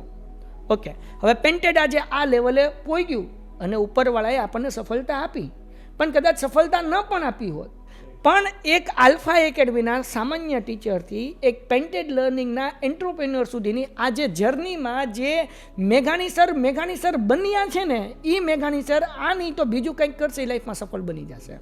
તો આ જે મહેનતની જર્ની છે ને એ આજથી 3 વર્ષ પહેલાંના મેઘાણી સર, આજથી 3 વર્ષ પછીના મેઘાણી સર, આ જર્ની એ ડિફરન્ટ મેઘાણી સર છે.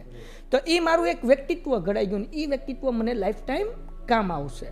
તો તમે જે મહેનત કરો છો તો પરિણામ મળશે, મહેનત વગર તો પરિણામ મળશે જ નહીં, રાઈટ. પણ કદાચ પરિણામ ઓછું આવ્યું તો હતાશ નથી થવાનું, પણ એ પરિણામના કારણે તમે જે મહેનત કરી છે એ જે વ્યક્તિત્વ બન્યું ની લાઈફ ટાઈમ કામ આવશે. બીજી વખત વધુ મહેનત કરવાની, જે ભૂલ કરી હતી એ નહીં કરવાની, તો એના કારણે આપણે સારા રિઝલ્ટ સુધી આજ નહીં તો કાલે પહોંચી 100% જાશું. તો ટૂંકમાં મહેનત કરવાની શરૂ રાખવાની, બસ. મેઘાણી સરની કોઈ એક ફેવરિટ પંક્તિ વિદ્યાર્થીઓ માટે? મેં છે ને બહુ સરસ મજાની એક 4 પંક્તિઓ લખી હતી એક સમયે. ક્યાં કિસ તરહ कैसे करूँगा सोचना चाहिए था, क्या किस तरह कैसे करूँगा सोचना चाहिए था, बेतुकी बातों से खुद को रोकना चाहिए था. કેમ કરવું, ક્યારે કરવું, કઈ રીતે કરવું મારે વિચારવું જોઈતું હતું. મારે નકામી વાતોથી પોતાની જાતને બચાવી જોઈએ હતી. ક્યાં કિસ તરહ कैसे करूँगा सोचना चाहिए था, बेतुकी बातों से खुद को रोकना चाहिए था. ख्वाब अच्छे आए तो देर तक सोता रहा मैं, ख्वाब पूरे करने के लिए जागना चाहिए था. એટલે ખાલી સપના જોવાથી સપના નથી મળતા, મહેનત કરવી પડશે તો સપના સુધી પહોંચશું. તો આ પંક્તિ મેં મારા માટે લખી હતી કે ભાઈ જ્યારે હું જાગું ને તો ત્યારે આ હું બોલું, કે જેથી કરીને મને ખ્યાલ આવે કે ખાલી મોટા મોટા વિચારો કરવાથી મોટું નહીં થઈ જવાય, મોટા મોટા એક્શન ધીમે ધીમે ધીમે લેતા લેતા મોટા બની જશું. ખૂબ સુંદર. થેન્ક યુ મેઘાણી સર, બહુ મજા આવી તમારી સાથે વાત કરીને. મને લાગે છે જેવી અમને લોકોને પણ મજા આવી છે, વિદ્યાર્થીઓ અને પેરેન્ટ્સ માટે પણ આ એપિસોડ ખૂબ મજા આવે અને ખૂબ ઇન્ફોર્મેટિવ એપિસોડ છે. જો હજી પણ તમે રંદનને સબસ્ક્રાઈબ નથી કર્યું તો આજે સબસ્ક્રાઈબ કરો. આવા નવા કન્ટેન્ટને જોવા માટે આ ચેનલ પર સાથે જોડાયા રહો. આવતા એપિસોડ્સમાં આવા જ કયા સ્પીકર્સ અથવા કયા લોકોને તમારે સાંભળવા છે કમેન્ટ બોક્સમાં જરૂર જણાવો. Thank you.